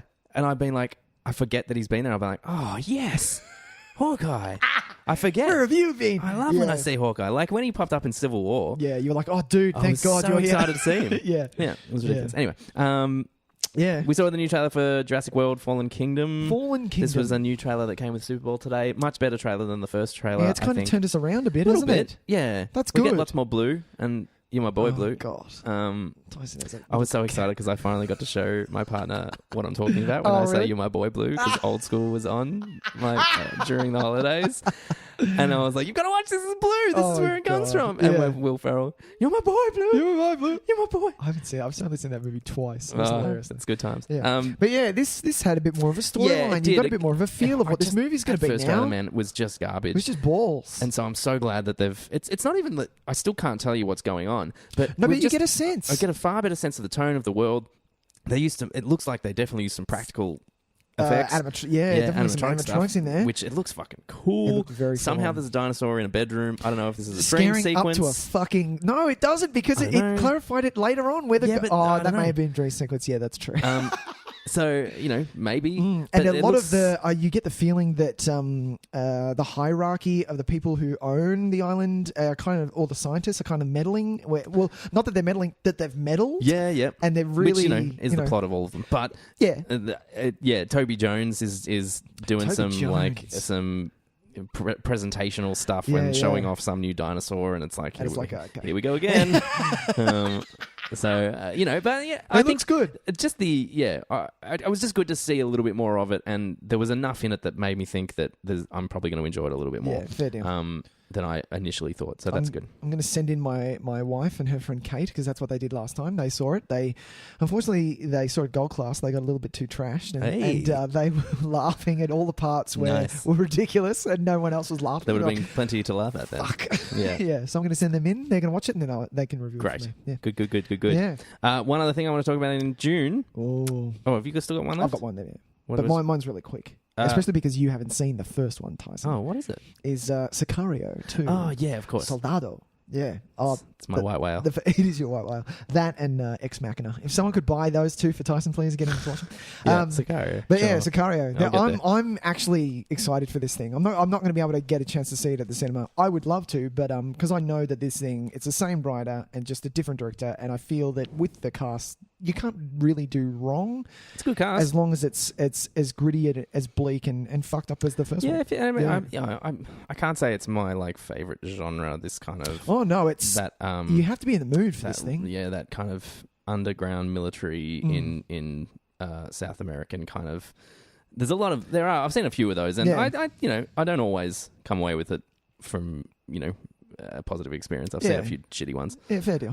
But this looks great. Yeah, it's a really strong cast. It's a really good. The first one is a really good movie, and if the second one is anything like the first, it's going to be amazing. The thing that I can make it similar to, if you haven't seen Sicario, is a really good version of. Do you remember Miami Vice by Michael Mann? Sure. You like that, don't you? Do you own that? You own that? No, I don't know. You don't own that? No, I'm going to buy it for you. It's Michael Mann. But yeah, similar version of that. Okay. Yeah. Interesting. But a much better version. Interesting. Yeah. Very interesting. Yeah. All right. I wanted to mention... you got one more? One more. It's called Hereditary, however you want to pronounce it. Oh, I didn't watch this. This is the horror one with Toni Collette. So with Toni Collette. Damn it, I didn't watch it. This trailer is the scariest trailer I've seen in years. Whoa. And it's currently on 100% on Rotten Tomatoes. Oh, really? People are calling it the scariest movie of all time. Ooh, it is starting to get that reputation. Really? And from the trailer, it was really unsettling. Awesome. And really just rubbed me the wrong way. Made me feel really icky.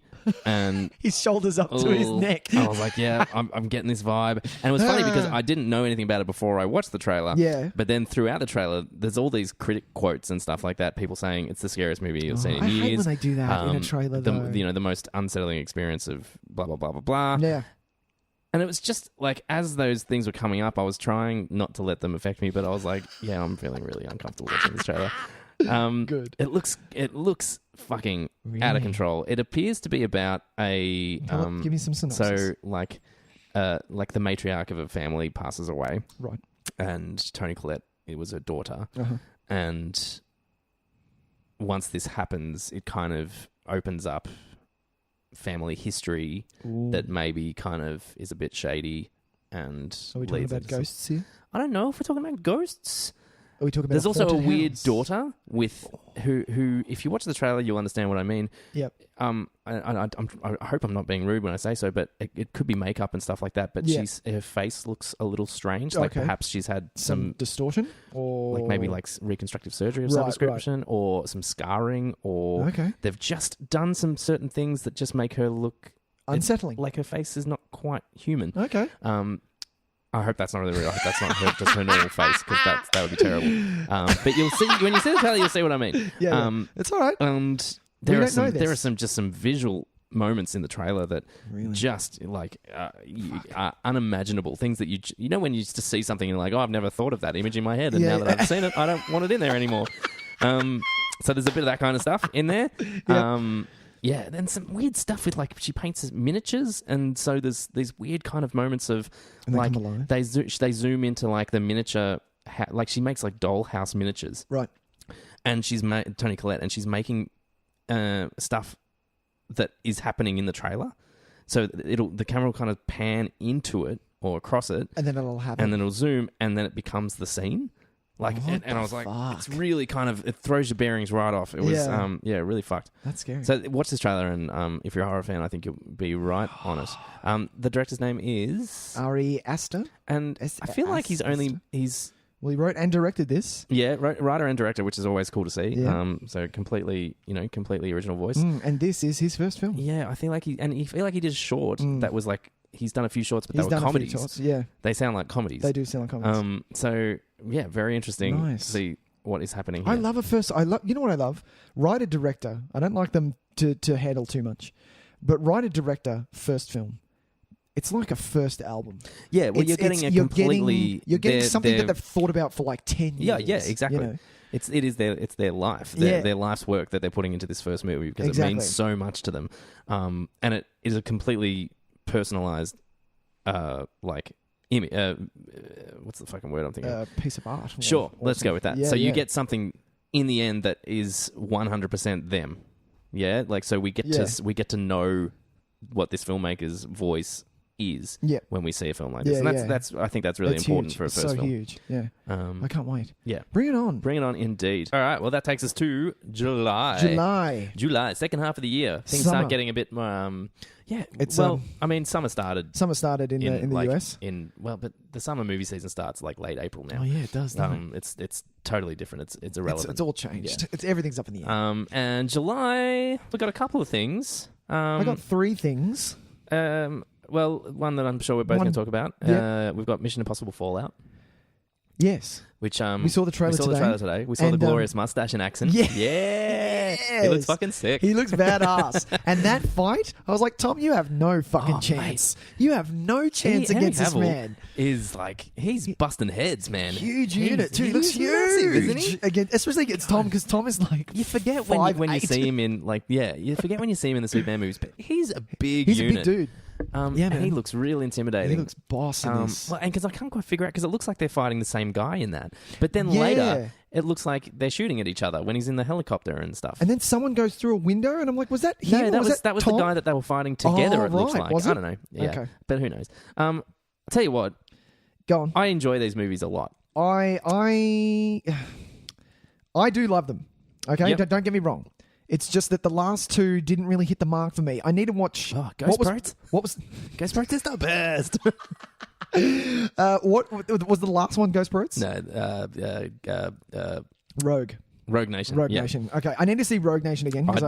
I've only seen it once. Yeah. But Ghost Boats, it was too funny. I don't like my Mission Impossible movies to be funny. Fair enough. Yeah, but this looks boss. I'm I'll tell you what, though, for the this thing now. about these movies is I swear to God, ever since number 4 especially, the plot has been the same. Well, they need to be impossible, man. But I'm like, this one where it's like he's, the government's turning against Ethan Hawke again. I'm like, isn't that always what happens? This has happened the last 3 times, I think. MI6 is fucked. It's like, it's always the same shit. And then it dawned on me that I couldn't tell you the plot of 4 or 5. No, I couldn't either. I remember it had to do with a building, and then it wasn't funny. Yeah, well, they had to go to Dubai. Yeah. And they had to get a file off a computer, and they had to pretend to be something. That's right. That's all right. that stuff to me. I remember that. But it's funny though, because I remember the plot really clearly of the first one. Yeah. The second one not so much. The third one I remember. Can tell you. Yeah, really clearly. 2 wasn't impossible. 2 is one of my favorites. It holds a little special place in my heart. But really, 2 for me is mission. Yeah, it can be done. Like, it's not impossible. It can be done. We started watching 2 again. I did struggle a little bit. Down. The Limp Bizkit version. Limp Bizkit version. Limp Bizkit. Mission Impossible. Oh, fuck. I think the plots now become irrelevant to these movies. Yeah. I think I just go in for... What stunt is Tom going to do? Yeah, well, I mean, that's always fun. Yeah. It looks like he's doing some wild shit in this again. But it's more just the moment-to-moment kind of excitement of it. Yeah, because I'm not saying the plots are complicated or anything. It's not like I walk out going, like, I feel like I've seen LA Confidential and stuff. Like, it's when you're in it, it's fine. I'm just saying they're not the moments that you remember. You remember the stuff that got your heart pumping. Yeah. You remember these incredible action sequences. You remember charming performances. Rad one-liners. And if the bad guy's bad. Actually. And the villains are got to be very memorable. And now I can't think of either of the villains from 4 or 5. Who were they? Oh, Jesus, neither can I. The villain in 4. I had this conversation with the lovely Nicole, who has been a guest on the show, before tonight. What was it? Because I was like, we were talking about 4 and 5. And I was like, 5's the one where it ends with the fight in the car dealership, isn't it? And the with. Yes. And she's like, no, that's 4. And I was like, oh fuck. And he's got to get the suitcase or something, and I don't know. Anyway, I don't feel like that stuff matters anymore. Like I'm still super excited for this movie for some reason. I am, even despite the fact that I couldn't tell you what happens. No, neither what could I. happened It's in not the 4 point. and 5. I'm telling you that the trailer did its job, and I am fucking excited for. And I'm not going to call it Mission Impossible. Fucking what was it? Fallout. And they make it pretty distinctive. They say Fallout so many times. I'm like, just like, call it Mission Impossible 6 because that's what it is. It's 6. They wasted an opportunity to do like an MI6 MI6 thing. Yeah. How is that not a thing? That's dumb. Fucking idiots. But yeah, no one wants to do numbers anymore. No, if they do numbers, they're like, oh wow, this is the 6th one. Yeah, that's it. Because they don't want you to think about. They don't want you to think about. We grew up in a time where, during the 80s and 90s, where if these franchises made it to 5 or 6, Rocky 5, they were generally thought of as having run out of gas. Exactly. I think of Police Academy 6. I think of Friday the 13th. Sure. 12. Was it 12? No, I'm kidding. No, because I think I made it up. I think the remake was 12. Really? Oh, like I was if kidding. you put numbers to it, I think it. the remake was 12. Awesome. Maybe. I don't know. Yeah. Or the Star Trek movies. The original Star Trek movies. Oh, yeah. Well, they still put numbers on them. Yeah. 6 was The Undiscovered Country. The Search for Spock. Yeah, all of that. Exactly. But it looks boss, man. Fun. Where do you sit with Christopher McQuarrie? I very much like The Way of the Gun. That's I a film remember he wrote that and directed. film. Mostly because it caught me off guard with within the first 5 minutes. There's a great scene where Ryan Philippe just says some really wild shit and decks a girl in the face, and it was really like you sat down to watch this kind of because it was around the time where everything was like a Pulp Fiction knockoff. Yeah. I think it was like 2002. Yeah, maybe. You can't talk about Pulp Fiction anymore, but keep going.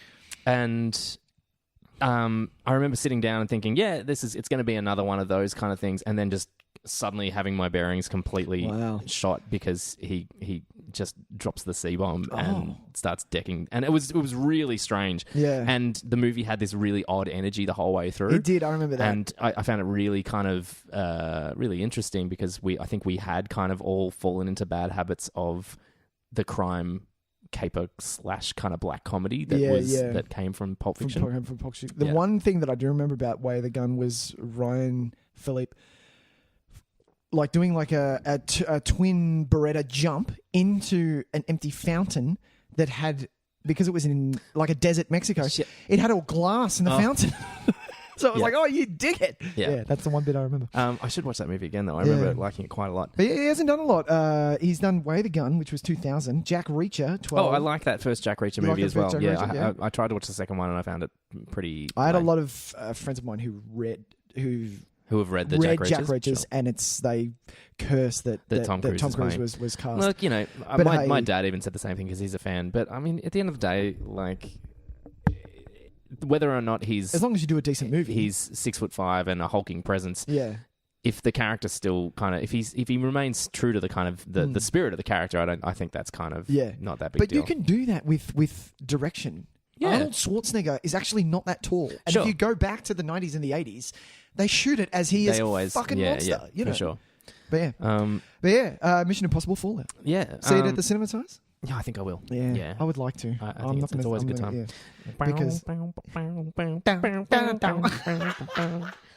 right, let's smash through these other ones. All right. Well, there's Ant-Man and the Wasp. Yep. That trailer was super underwhelming. It was, but it's Ant-Man. Yeah, and I really hope it still works.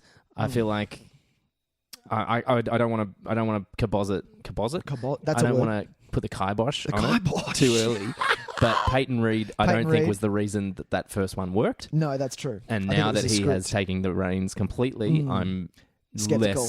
I'm less enthused. Because it wasn't Peyton Reed originally. It was Edgar Wright originally. Right, exactly. We don't know how much of his original script made it into the first one. Yeah. But I just feel like that kind of world building stuff that happens really early in pre-production that Edgar Wright had a lot to do with. Yeah. Regardless, it would always have kind of leaked into it, and so now we have Peyton Reed from the beginning, and so we're going to get a full Peyton Reed. Yeah, I just didn't love this trailer. Like, but that's fine. I probably didn't love the first Ant-Man trailer either. Like, it's cool to see Evangeline Lilly kicking some fucking ass. Yeah, man. Because I've always been a fan of hers. And yeah, Michael Douglas is still fucking badass. Bring it on. One thing I remembered to watch because of watching this trailer. Yeah. It took me straight to the link. You know how it sometimes plays automatic stuff? Oh, yeah. It took me to that trailer where, for the first Ant-Man, where it was just the two of them, and they were like, doing this kind of stuff. Ants! I don't remember that. Ants. Ant-Man. Ants. Ant-Man.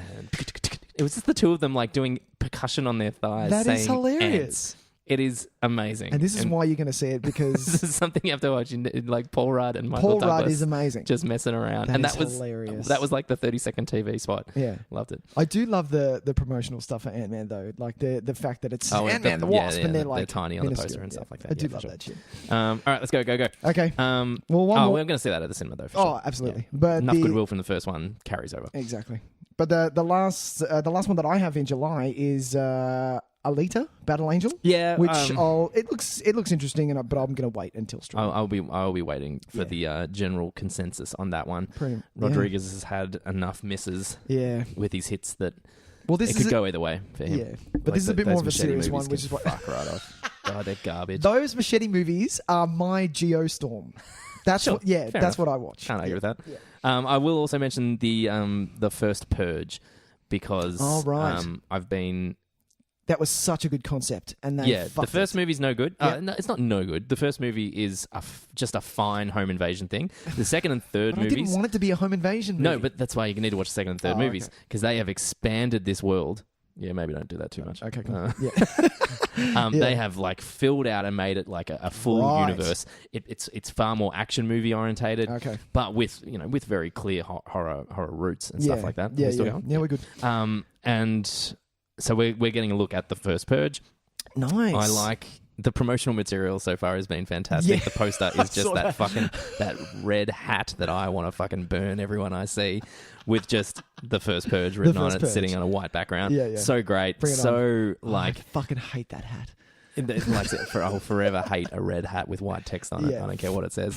It's very hard to see that and not want to vomit. Or just punch something very fucking hard. And so, the social satire of the series has always been kind of one of the strongest points, and it's clearly leaning into it pretty heavily, which is good, which is great. And I think I just enjoy this series. I think it's a series that kind of flies under the radar. Yeah, we've had a couple of new kind of horror franchises, and this is one that's just kind of been coasting along with relatively successful films that have actually kind of gotten better as they've gone on. I still like the second one slightly better than the third one, but they're both on pretty even footing. This is the fourth Purge. This is the fourth. I didn't know that. So you had the Purge Anarchy, which was Frank Grillo. The second one, running around Frank just Grillo. Being fucking badass. Bring it on. It was like he was in full Punisher mode. It was like the Punisher on Purge Night. It was fantastic. Then you had the Purge election year, which was a little bit more kind of straightforward. We need to make sure that this woman who's being elected, because it's the presidential election during Purge Night. That's hilarious. But they're not. She is the presidential candidate. They're not actually. They're not voting. Yeah, that is hilarious. And so he has Hillary to during Clinton, maybe? during Purge Night. There's a large group of people who make it their duty to take her out, and he has to protect her. And it's still Frank Grillo? Yeah. Oh, decent. Yeah, he's working on a Secret Service by this point, on a private detail. I believe. Maybe I made that up. So now we've got a bit of a prequel happening. I enjoy them a lot, especially those last two, so I'm definitely going to watch this one. Well, bring it on. Sick. Babe, we're going to watch Purge 2. Nice.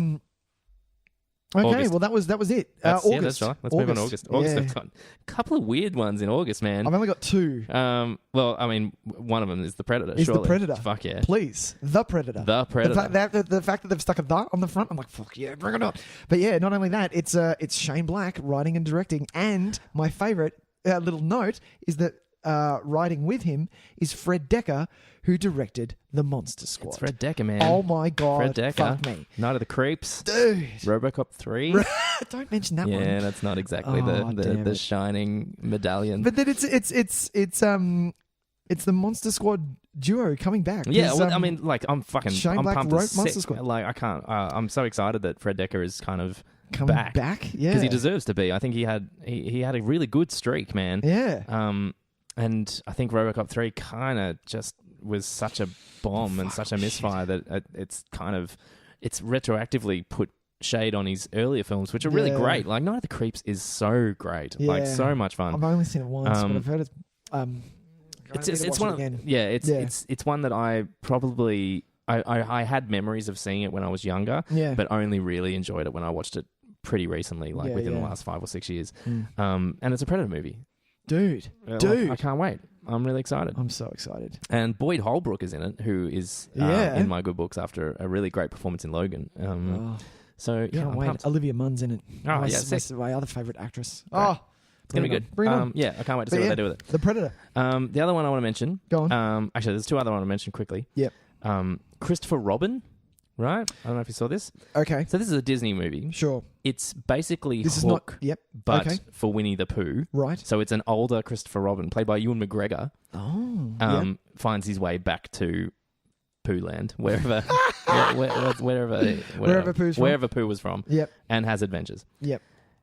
So we've already seen this movie. Essentially, they've just substituted in a different fairy tale character. It's not really a fairy tale, but a different children's book character.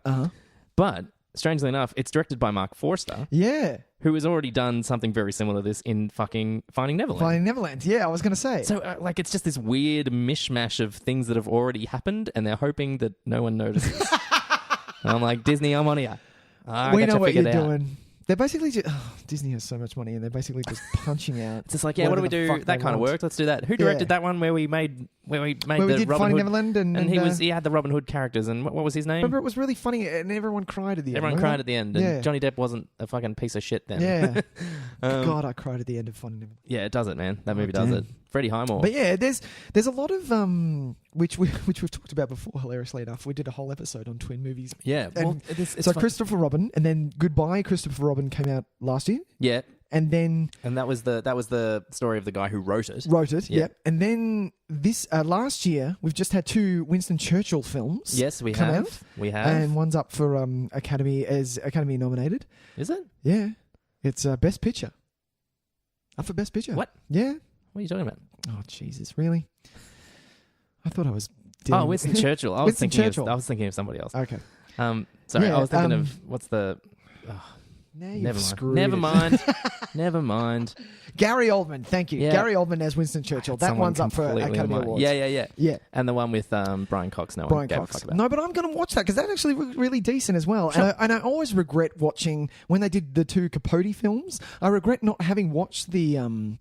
Toby... Infamous. Yeah, I forget not watching that because I heard that was the better version because I didn't love Capote. No. I thought it was slow as fuck. But I love a slow movie. Anyway, The Darkest Hour. That's what I was thinking. Yeah. Thank you. No, that's what you said before. You said it. Oh, did I? You already said it. Yeah. Oh, go me.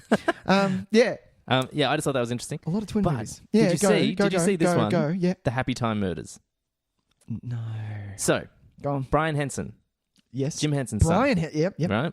Is directing a live-action puppet movie that is a noir murder mystery. Oh, my God. Why have I missed this? Set in a town called Happy Time or something. When the Muppet cast of the 80s children TV show begins to get murdered one by one, a disgraced LAPD detective turned private puppet takes the case. Are you serious? Jesus, look at this cast, man. Oh, wait, is there a trailer for this thing? No, there's nothing. Well, I did not. Brian Henson is directing, so he obviously has the full support of the Henson company. Yeah. Brian Henson has directed a few Muppet movies before, like I think he did like Muppet Christmas Carol or something. Yeah. So not like the fucking classics, but no, but he's got a hand in it. He knows exactly. He knows what he's doing for sure. He's been involved since he was very young in the company. Young. Yeah. I'm just all about Bring this. Bring it on. There is an episode There's of no Angel. way that this is going to be an adult movie. Though. Apparently, I've heard they're going for like an R rating on it. What? Yeah. Whoa, we're giving a Dark Crystal a turn, are we? Yeah, like maybe not. What's their one? No, at least PG-13 is what they're going for. Yeah, they're not going to do a Meet the Feebles. No, do you know what that is? Yeah, Meet the Feebles. I don't know, man. Some of that early Peter Jackson stuff is just garbage. He was terrible. Yeah, it's got like an energy to it, and it's really very bizarre. But God, some of it's just. I remember watching Meet the Feebles. Friends of mine came over. I was blind fucking drunk. We decided to watch that at 5 o'clock in the morning, and I was like, "Why are we watching this shit?" Terrible idea.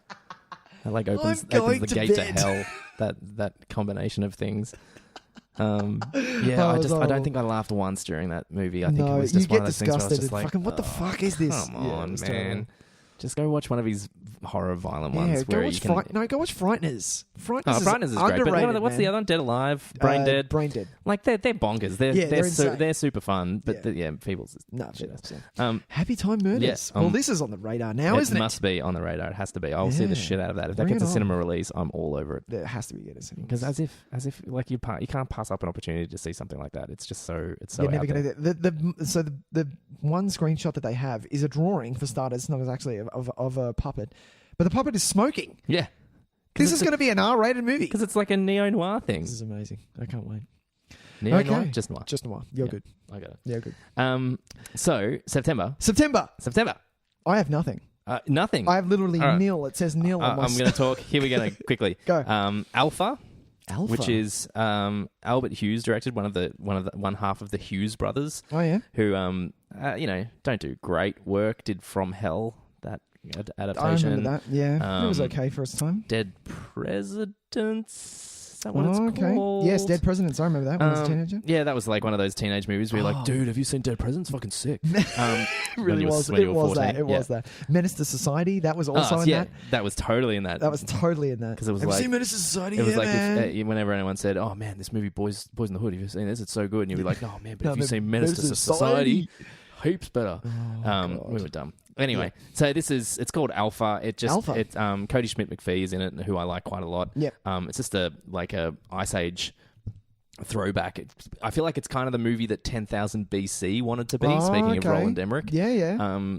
I think that's the vibe it's going for. Nice. So I'm kind of interested. There's only a poster and a brief synopsis at the moment, so make of it what you will. Bring it on. There's an Eli Roth film coming out this year. Oh, yes. That's not Death fucking... What's it called again? Death Warrant? No, that's the Van Damme one. Fuck, what's it called? Death. What was it called? Oh my God. I forget what it was called. I remembered it, and when no one's gonna see that. Why am I blanking on this? What? Charles Bronson? Death Wish. There's another Eli Roth movie coming out. It's called The House with a Clock in Its Walls. Oh, yes. Oh, hang on. No, you're right. House with a Clock in Its Walls. Its Walls, yeah. Yeah. And it seems like he's doing like a kind of... A clue? Like a no, Cluedo? It's like, no. It feels like a kind of like a Harry Potter thing, but slightly more mature version. It's about a kid who discovers that his uncle is a wizard, and an evil wizard has buried something in a clock in a house. Decent. And the clock has the power to end the universe and something. Yeah. And Jack Black is the uncle. Nice. The wizard uncle. Okay. And there's someone, Kyle MacLachlan is the evil wizard. Yeah. And if Eli Roth is kind of trying to just push the boundaries of teen fantasy with this, I'm kind of interested to see what he does, considering he's obviously so like knee deep in horror and just shit movies. Well, look, I like him. Don't get me wrong. I'm still waiting for him to make a movie that I get behind 100%. Exactly. Like I can get behind Cabin Fever to a degree, but I kind of give it. It was his first film essentially, so I kind of give it its. Yeah. You know what I mean? Yeah. So I think this could be really interesting to see someone who is so very much in the horror universe tackling like a teen fantasy. I think there's something really interesting about that. Are you sure you're not going to see Death Wish Tys? No, I don't give a fuck about that movie, man. I know, it looks so fucking shit. I might end up watching it if it pops up. No, don't. No one watch it. Oh, but it's Bruce, and I don't know. No. But God, I'm so mad at those trailers. Like, if you've ever gotten a vibe of a social time wrong, it's that trailer. Yeah. Like, it's the most just tone deaf to what is happening in the world at the moment. Yeah, exactly. And the other thing is this weird Robin Hood remake with Taron Egerton? No, that's not his name. That's the Australian brothers. Taron from fucking Kingsman. How do you pronounce his last name? It's Taron Egerton. Is it Egerton? Is that how you say it? I thought Egerton. Egerton. Yeah. Oh, I was wrong. Damn it. So yeah, he's in this Robin Hood remake where they're all Eggsy from Kingsman. Right. It's Jamie Foxx is playing Little John. Noah, the Australian guy that we like. Ben Mendelsohn, not Noah Taylor. Noah Taylor's the other Australian guy that we love. Yeah. Ben Mendelsohn's the villain. Oh, nice. But they're all Sheriff of Nottingham. Yeah, they're all like dressing gangsters. Like, it's weird. It's Are got they this like weird London art direction gangsters? and production design happening. It's set in the olden days, like in the medieval times. Yeah. But they're dressing kind of a little bit contemporary, like the design elements. Yeah. Like you can see there's a jacket that the sheriff's wearing that looks like straight out of fucking Dangerfield catalog. So it does look like ye olden time, like he's wearing a sash and like a cover bun and shit. It is ye olde days. That is hilarious. So I don't know what they're doing. It's like might be this really weird clash of design influence. Yeah. Which I'm kind of interested to see how that turns out. Sometimes it works, sometimes it doesn't. Really? Whatever, man. Tim Minchin is in this thing. Is he really? Fire Tuck. No, get out of Tim town. Minchin. All right, that's pretty champion. Cool. Oh, that's hilarious. Yeah, no. So there's that as well. Okay. Yeah. So September's got a couple more like kind of curious movies for me. Yeah, I like it. Where I'm like, oh, I might watch this. It's ones that you can tell that the studio has gone, okay, when is nothing coming out? When is the Marvel kind of done? September is the dead month It's the of dead this month. year. Yeah. For sure. They're like, okay, well, let's bring out that movie there, and if it does some money, we're going to get some money. Yeah. Yeah. All right, October. Okay, fair. October. Yeah, let's bring it on. Venom. I have very little to say about this. Well, that's because I know nothing about it. We know nothing about it. Yeah. Tom Hardy's a great choice. He's a great choice anything. for anything. He'll do well in whatever he is. If you don't think so, look at Locke. That'll prove Bronson, to you. Man. Bronson is the bomb. Fuck. Yeah, but to see him diverse in a role. Well, that's it. He can do anything.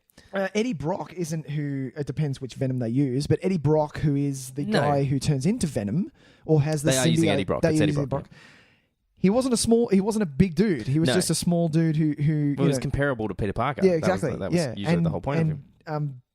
He's not small. Fucking. Oh God. What? Tom Hardy. He's not a small dude. He's a big fucking unit. Fucking take your head off kind of guy.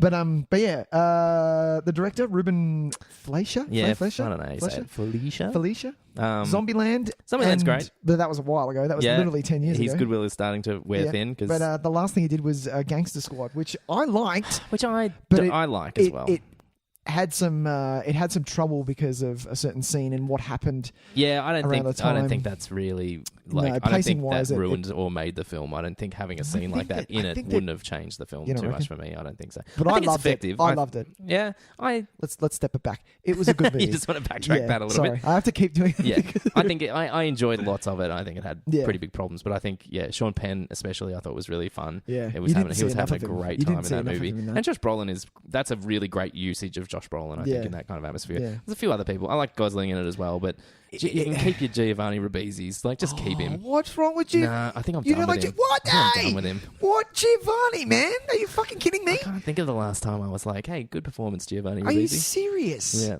It's because he did Ted and everyone's like... Friends? Oh, fuck off. No, watch The Gift, Tyson, and then you'll remember why Giovanni's awesome. All right. Anyway, moving on. That's literally all I had for October. What's the Halloween? There's a new Halloween. Oh, yeah, I saw that. I wasn't going to mention it, but yeah, looks a new really Halloween great. with... Danny McBride writing it. Yeah, and Jamie Lee is back as Laurie Strode. Is it David Gordon Green directing, who is like a kind of an indie...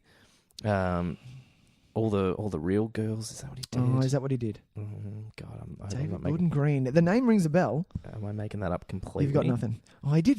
Oh, Jesus. He did Prince Avalanche. Have you seen that movie? No, I haven't seen that. Stay away. Okay, sure. Stay away. Oh, I like those two actors. That's a shame. Yeah, I know. He did Joe, your favourite Nicolas Cage movie. No, I haven't seen that. No one saw. No, because everyone saw Mud. Mud instead. Yeah. Yeah. Okay. So yeah, fair deal. Yeah. So interesting choice of director. I think the Danny McBride writing thing is one of the funniest. That's going to be like the most interesting elements of it. Yeah. And then apparently it's ignoring everything post Halloween 2. So yeah, all of that horseshit, all the runes of whatever that apparently he was like a risen fucking entity of an ancient druidic fucking religion or whatever they made up. Halloween, whatever that horseshit they made up. Was it Season of what was Season of the Witch is the fun one where the kids are all wearing the masks and singing that fucking that jingle over and over. Bring it on. But yeah, Halloween. Yeah. I'll see that. I'll definitely see that. I'm pumped Jamie for that. Lee's in it. Bring it on. Sure. I love Jamie Lee. We got a sequel to Goosebumps. We do have a sequel to Goosebumps. Goosebumps. I surprisingly enjoyed. Hey, I'm going to be honest with you. I was stoned, I believe. Yeah, good. Hey, that's not a bad way to watch that movie. It scared the shit out of me, those fucking gnomes. Yeah. I tell you what. Goosebumps Horrorland, which... Yeah. Is Jack Black still in this one? Yeah, he's there. Yeah. And I like that because the Horrorland book, I'm not sure if I feel like I've read it because I read a fuck ton of Goosebumps when I was a kid. But it's like a theme park, but it's all horror themed. Okay. So I think it lends itself to kind of Nice. some fun stuff in watch that. that again. Could be, That first I had a really good Goosebumps. time with that movie. Yeah. Surprisingly good time. Yeah. And I still remember it. And this is I remember it's actually lingered. Usually I'll watch really? a movie like that, like a kind of a disposable kids movie, and be like, yeah, that was fun, whatever. And then I forget about it 24 hours later. Yeah. It's hung around. The stuff in it I really liked. Like a disposable Mission Impossible. You're like, Exactly. Ghost Pirates? What the fuck happened in Ghost Pirates? is the best. And then what else? We got the Neil Armstrong biopic. You still in October? Yeah. Yeah. Neil Armstrong biopic called First Man from Damien Chazelle, La La Land and Whiplash, using Ryan Gosling again. Gosling. As Lance? As Lance? As Lance? No, not Lance Armstrong. Neil Armstrong. Almost gotcha. All right. No. Okay. So that's I'm fun. slightly interested in that. Well, it's just it's interesting. Sorry. How is it going to make a movie? I don't know, man. Maybe some shit went down when they were trying to get up there. Yeah. I assume it wasn't as just like literally just Ryan Gosling. I don't think everything elbowing just Buzz went, Aldrin out of the way and going, dude, I'm fucking first, you fucking gimp child. That's it. Yeah, I got here first. Suck it.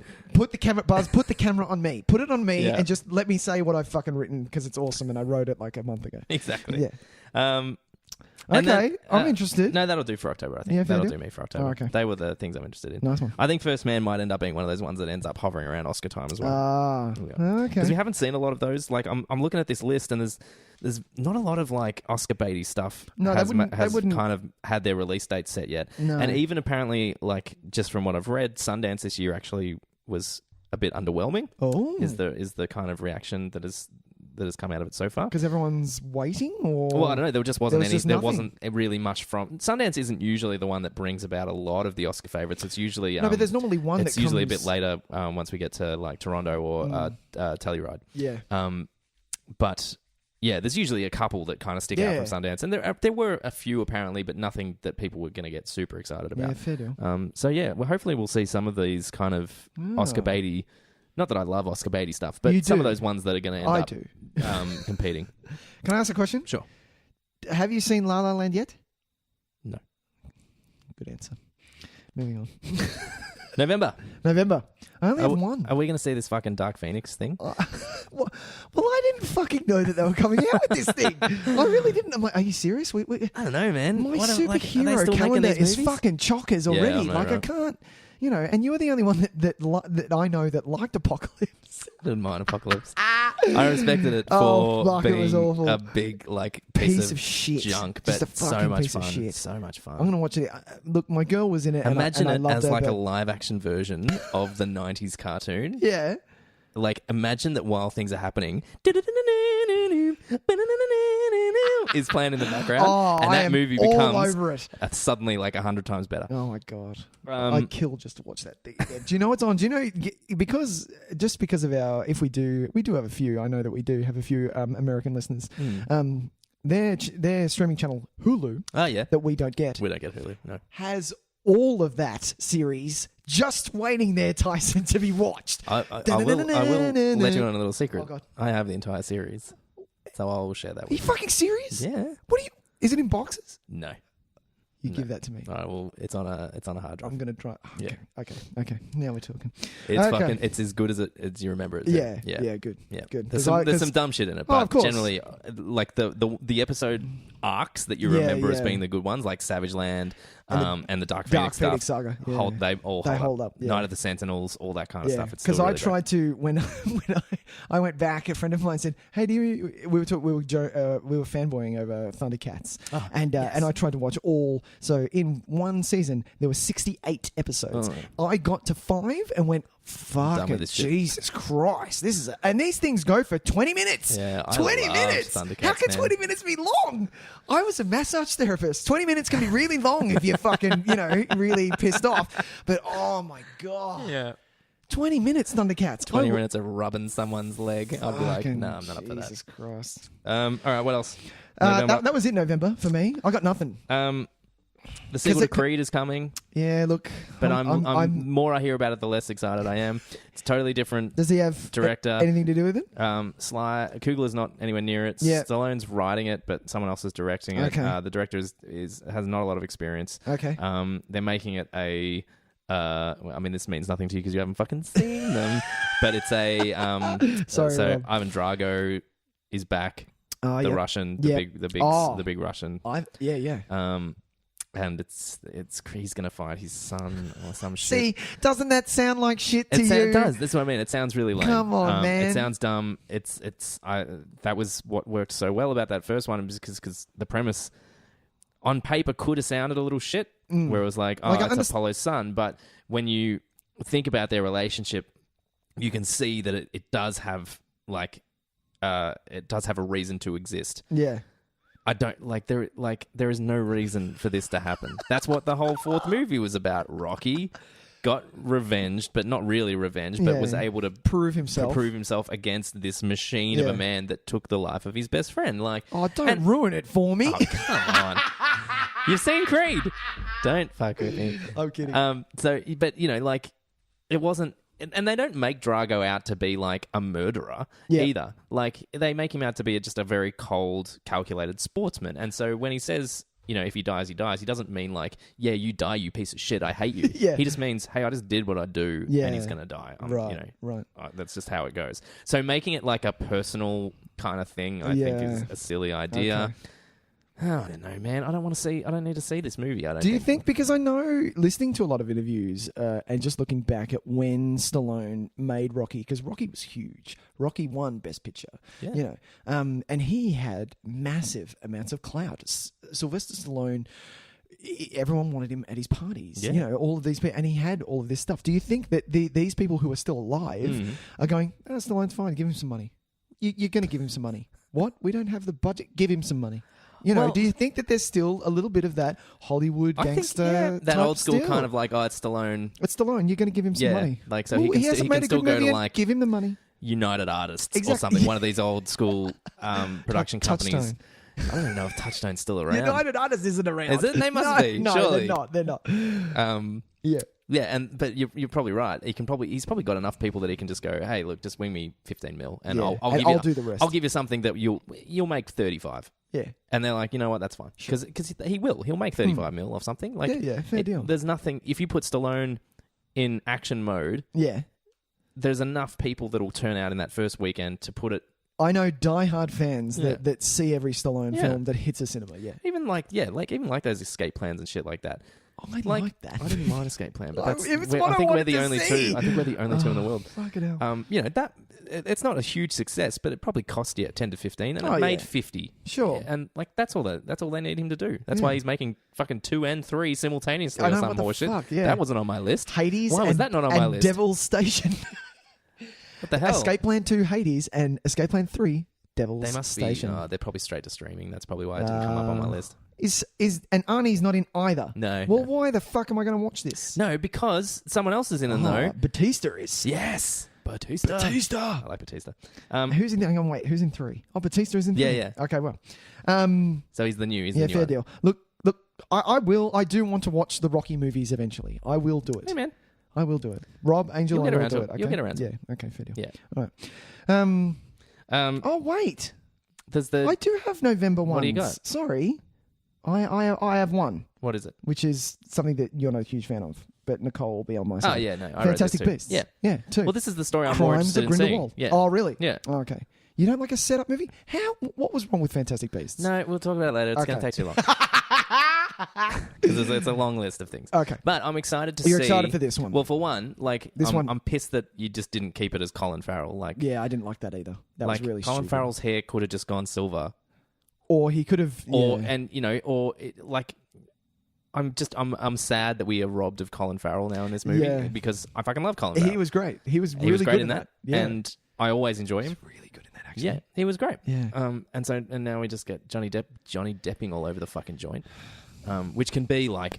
It can be awful sometimes. But it can be the exact opposite. It can be fucking amazing. The first time 1 in 10 at the everyone moment, saw Jack Sparrow, that first Pirates blew everyone out of the water. Yeah. And do you remember a time when every... So I think Melbourne was showing Pirates of Penzance, and the poster had an actor, I think it was John Waters. No, it was Anthony Warlow.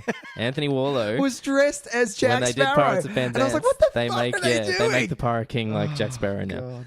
And he does it all with the full like accent and everything. Garbage. What the fuck? Yeah. But I'm then excited also you for get, this. for every one of them, you get a fucking Dark Shadows, and you get the both times in those Alice in Wonderland movies where I just don't care about what he's doing at all. It's just impossible. Shit. And Charlie the Chocolate Factory, God, his Wonka is just so awful. And that's what I'm worried about in these kind of things where it's like, if you let Johnny Depp just go all Johnny Depp, you have to rein him in. You might get a real fucking just garbage performance. Yeah. Anyway. Which you don't want. And because we've got Jude Law. Yeah. I fucking love Jude Law. As Dumbledore. Which is a great choice, Dude, I think. That's insane. It's a really great choice. Absolutely. I don't know. See, this is the thing. I kind of... I have a little bit of gripe because with the Harry Potter movies, they cast English actors. And this is the one where they go, well, maybe we can have some American actors. No. There's still a plethora of English actors you haven't even tapped into. Yeah, there's one or two, maybe. they've maybe a couple. They've gone pretty deep into the roster. Come on. Jude Law's in there. Yeah, it's about time. He was like the last one. He was the last big name. Him and Ricky Gervais. I would fucking love to see Ricky Gervais as Come on. As It's amazing. No, what's his name? Grindelwald. Yeah, so, because from what we know from the books in history of Harry Potter, Grindelwald is like fucking awful and does some really fucking heinous shit. Yeah. And also had a little bit of a... but apparently this isn't in it, so they're removing this element from it. Oh, for fuck's sake. So it won't be explicitly stated, apparently, which... Why? Just have a scene. I'm not asking for the whole thing to run through it, but... Yeah, I don't know, man. She's kind of... She's losing her luster? No, she's just had she's come a couple of statements she's made recently where it's just been a bit like, I think her fans are a little disappointed because she... Oh, she backed Johnny. Yeah, she's usually a lot more outspoken on these kind of social issues. And she's really good. And she's made two statements recently. The one where she supported the production for still hiring Johnny Depp and stuff like that. And it's like, okay, well... Okay, sure. I mean, maybe it was something we don't know, but, I have eyes. I've seen that videotape and it might have been his worst day ever. Sure. It still happened. It still happened, and it's still a pretty fucking awful thing that happened, and maybe we need to make sure that he's in maybe we need to hear from him at some point. Yeah, and, sure. Have him come out and then her say that, no, it will... The homosexuality will not be explicitly addressed, right? And I think she's losing points. So I think it's a bit disappointing from someone who is usually so on the side of kind of liberal values. Yeah, that is disappointing. Who it's kind of made. I'm not asking for it to run all the way through. No, and look, this thing I think she's probably being very careful in her words and saying it won't be explicitly stated, but maybe they will. I think we have to assume that this is post that relationship. Yeah, because I think at this point of this film's, at the films of these films taking place, that Grindelwald is already the big fucking terrible person that he is. And their relationship took place prior to that. Yes. So by not being explicitly stated, it means that they're not going to be making out. We're not going to be showing that. Yeah. But perhaps, I hope it does color their relationship in this film and the way that they kind of interact with each other. So maybe it will just be an underlying kind of presence in the film. So we'll give it the benefit of the doubt and say that is potentially what's going to happen. Nice one. Let's keep going. I didn't know about that one. Yeah. Okay. Cool. I'm up to December, Tys. Yeah, me too. I'm going to go one for December. I've got 1, 2, 3, 4. Shit. All right, go. Yeah. Okay. Well, one we've talked about before, and we've seen nothing is Mortal Engines. Oh yeah, I don't you don't care about that? No. That trailer was pretty decent. Yeah, that's fine. Whatever. Okay. All right. Jesus, that was quick. The other one is which I may have gripes with, which is Mary Poppins Returns. I have no interest in any way, shape, or form. Really? No. But this is the first. They're finally they're doing a sequel and. You have no interest at all. Nothing. You're the same as Mortal Engines. You're chucking it in with Mortal Engines. No, I'm like it could be great. But Rob Marshall, who directed Chicago, won for Chicago, but then royally fucked Into the Woods. He didn't royally fuck it. He just shat all over it. Huh? And 9. I didn't watch 9. He's had a lot of misses. He's had a lot of misses recently. Rob Marshall he's whatever. He's a bit bland. I feel like Chicago is the anomaly for him. Oh, so he's a bit of a which we're finding out recently on this podcast. He's a bit of a who's the director that just did one film and then Chris Columbus. He's a bit of a Chris Columbus. No, but because also, and I know it's I think it's Gary Marshall, but I feel like Rob Marshall had something to do with it. Didn't he direct one of these fucking Mother's Days or Valentine's Days? If I know. Let's look him up. I know Gary Marshall had a bit to do with it. Okay. I believe But that yeah, maybe he's just a one-hit wonder. Maybe, I don't know. And he's gone off. Okay. Maybe. Chicago, Memoirs of a Geisha? No one loves memoirs. He did do a Pirates. He did the bad one. He did the really impossibly bad one, the fourth one. On Stranger Tides. Which is like, it's unwatchable. Really? Oh, God. I'm going to do the ball. I got half an hour into it, and I just was like, I can't watch this shit anymore. I love that all of this shit is happening. So I'm going to sit on a day that either I'm going to be ill or sick or something's going to happen where I'm homebound. Sure. I don't know. And I'm going to watch all of the Fast and the Furious. I'm going to watch all of the Pirates. I'm going to watch all of the original Star Trek movies. Oh, nice. Yeah. I can't wait for that these. Sounds like a really great couple It's probably of weeks. going to happen when I retire. You just need to get really sick. Yeah. Let's not do that yet. I won't remember anything. Yeah, true. Yeah, I hate watching it. But yeah, nothing. Mary Poppins Returns. This thing's got no clout with you at all. It's not. It's Emily not really, Blunt cast as I don't know. Mary It's Poppins. not really my thing. I was never a huge. What? Like as a child, I watched Mary Poppins a bit, but I was never like massively connected to it. Really? And so it never really carried through into adulthood. I've seen it. I've probably seen it maybe 5 or 6 times in my life, and it's like all right, it's fine. Well, it's classic Disney magic. Like, don't get me wrong, I'm not saying it's a bad film by any stretch, but because I didn't have that huge that association with a kid as a child, okay, I'm not super involved and invested, and so when I see something like this, it's kind of like, to me, it feels like Maleficent, or even if Lin-Manuel like Miranda is in it. Yeah, well, that you don't care. I don't care. Okay, fair enough. Wow. You're dealing with a harsh man, people. Harsh man. He's fine. He's good. He's cool. Okay. Well, all right. That was Mary Poppins Returns. This is just me shooting down shit seriously. in December. Where I'm just like, nah, fuck it. Shoot down this. The next one I wanted to talk about was Aquaman. Yeah, look, I wrote that down, but it comes with the territory that I'm always going to be excited about these movies and anticipate them, regardless. Well, I'm excited about this only bit. Well, I'm not excited. I'm curious about this because of the uphill battle, the weight that James Wan has on his shoulders right now. This poor bastard has the world going, single-handedly has to luck. dig this out from the grave. Yeah. Because there's nothing between... No, there's nothing else. And that's what they did it on purpose. They're like, no, let's not bring anything out. We have to go back to the drawing board. And they're like, well, Aquaman's ready to go. Like, we're doing CG now. And they're like, well, let it go. James, good luck to you. Live long and prosper. He has such a responsibility to... Because I keep saying, surely if this one bombs, they'll give it up. And the problem is, Wonder Woman was just good enough. Yeah. That now I feel like we have to sit through another 4 or 5 shit ones before they pull the pin again. Yeah. Like, if Wonder Woman had been bad, Justice League would have been the final straw, I think. They would have just gone, we're fine. Done. We've told a story. We've done it. We've done a Justice League movie. We've tried to Let's put it to bed for 5 years and we'll revamp it then. Yep. Because Wonder Woman was good. And not great. It was good. It was a good movie. Yeah. It was passable. Yeah. Yeah. I feel like it's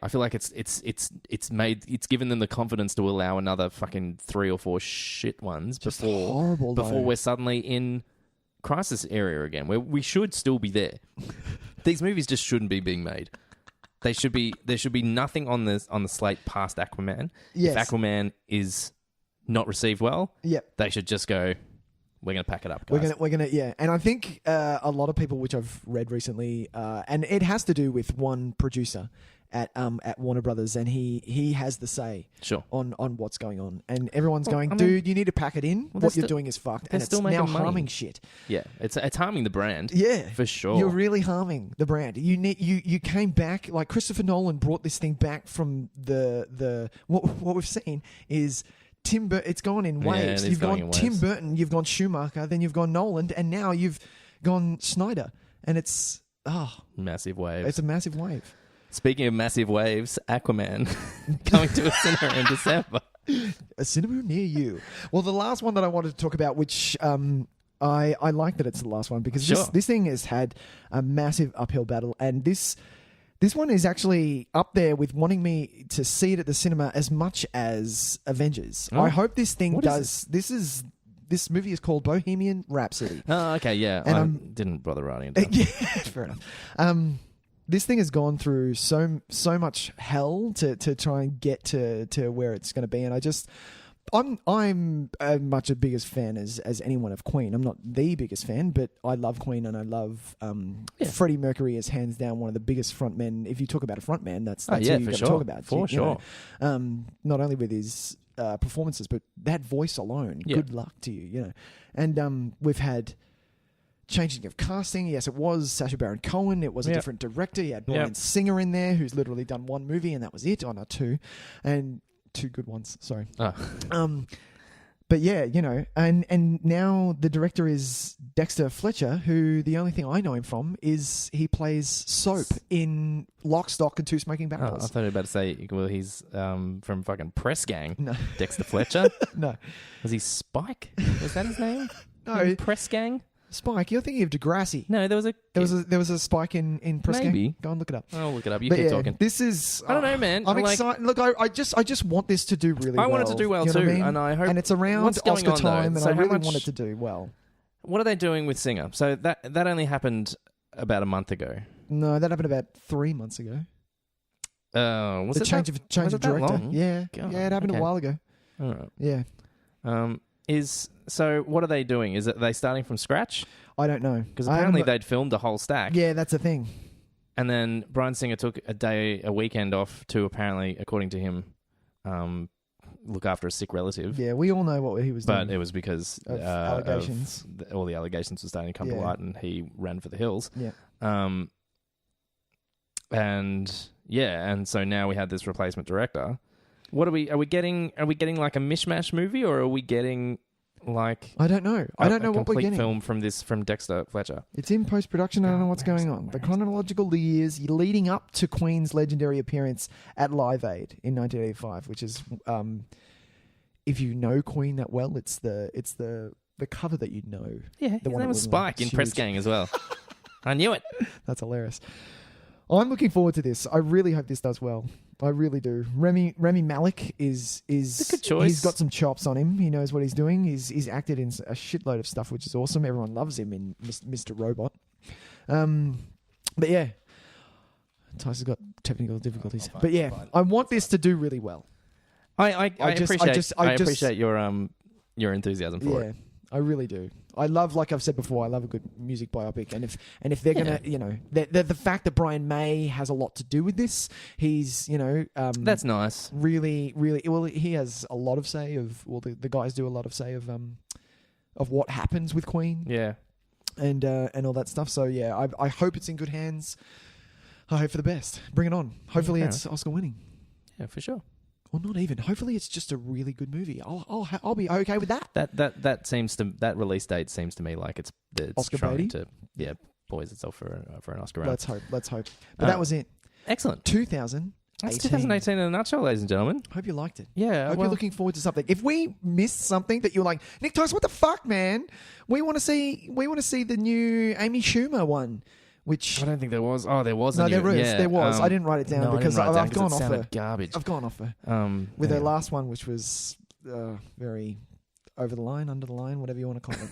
I'll just ask very quickly. Oh, go on. Aside from Avengers: Infinity War, because I would say that's probably our most anticipated. What would be your most anticipated for the year, Nicholas? Would have to be Bohemian Rhapsody. Bohemian Rhapsody. Yeah. All right.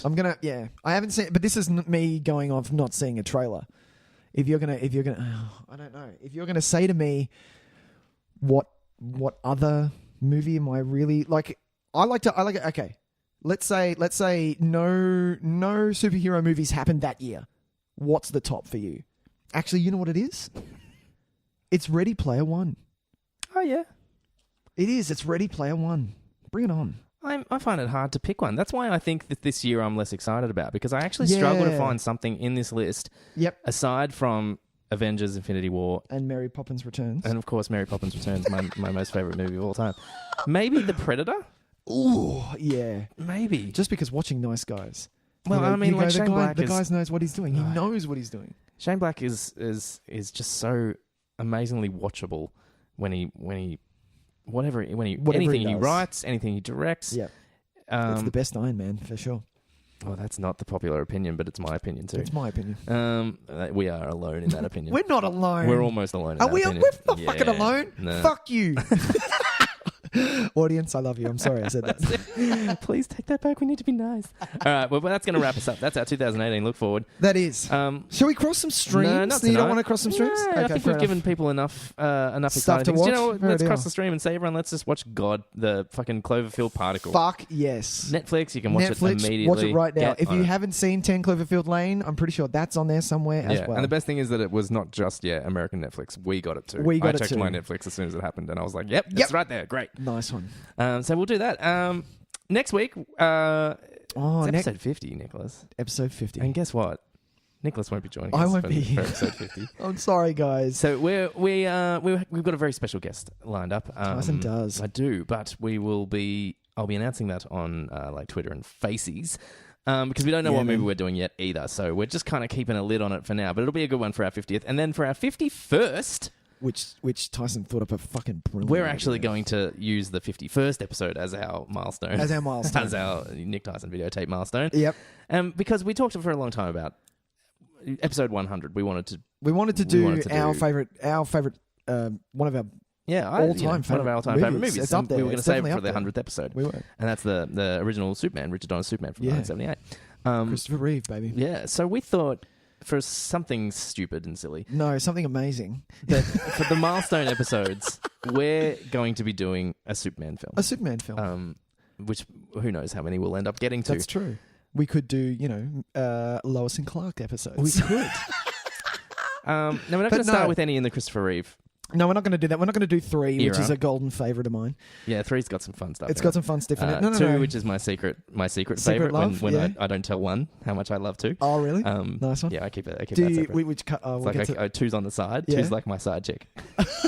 Nice. Do you like a cellophane throw of the S, or do you So prefer a different cut? No, that Donna cut's weird. Yeah. I don't mind the cellophane throw. I like the cellophane It's throw. really funny. It's beautiful. I'm like, what the fuck And kind I of love power is that? I love that they brush it off. They're like, oh, get off me. And then it's just gone.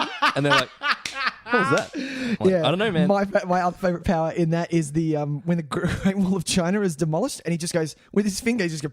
That's number 4. And I'm like, is it? Yeah. Oh, it is 4. That's trash. The quest for peace, We'll never talk baby. about 4. No, yes, we will. All right. But for episode 50, we're going to go to the first in this new DC environment. It's the one I can only really I can stomach talking about this one. Please. We're going to do a Man of Steel. We are going to do Man of Steel. Yeah. A film that I think has a lot of merit to it and a lot of problems.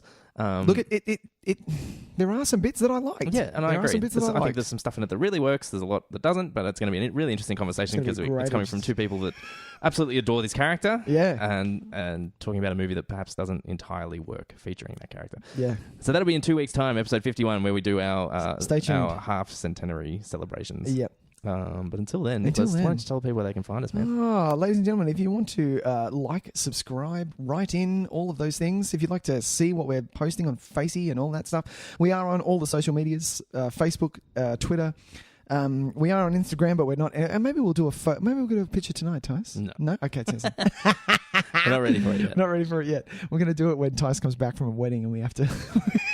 We look really like shit. Oh, I was about to say because we'll be suited up. Yeah, at the end of the wedding. Right, at the end of the wedding. We're on all the social medias. If you wish to write into us, we do have an email address. It's nicktysonvideotape@gmail.com. Do write in. But other than that, rate us, review us, please. It helps us abundance. And if not, just share the shit out of us. Yeah, Tell just a nice people, little rating and a review on iTunes pushes us kind of to the top of some lists, and that helps us a lot when people are searching for movie podcasts on iTunes Store. There are billions. Which there are literally billions. Yeah, but if you do listen to podcasts and you have friends that don't, or people that don't, so some people, it's very new in Australia. It is. In the US, hasn't been around for a very long time. Fucking huge. Well, it hasn't been popular for a very long time. Yeah. But yeah, tell people what a podcast is, and then go listen to this one of Nick Tyson Videotape. This is my favorite. Pick your favorite, and tell them that. And tell them chances which are one. it won't be any of the first 10 or so. No, or give them a list of what movies we've done, and tell them to pick a movie from that list. Good point. Yeah. But yeah, share us around. We're fun. We are fun. Yeah. I think we're fun enough. I think we're really rad. Well, that's going to do it, kids. All right, gang. We'll see you next time. Bye, Tyson. Bye now.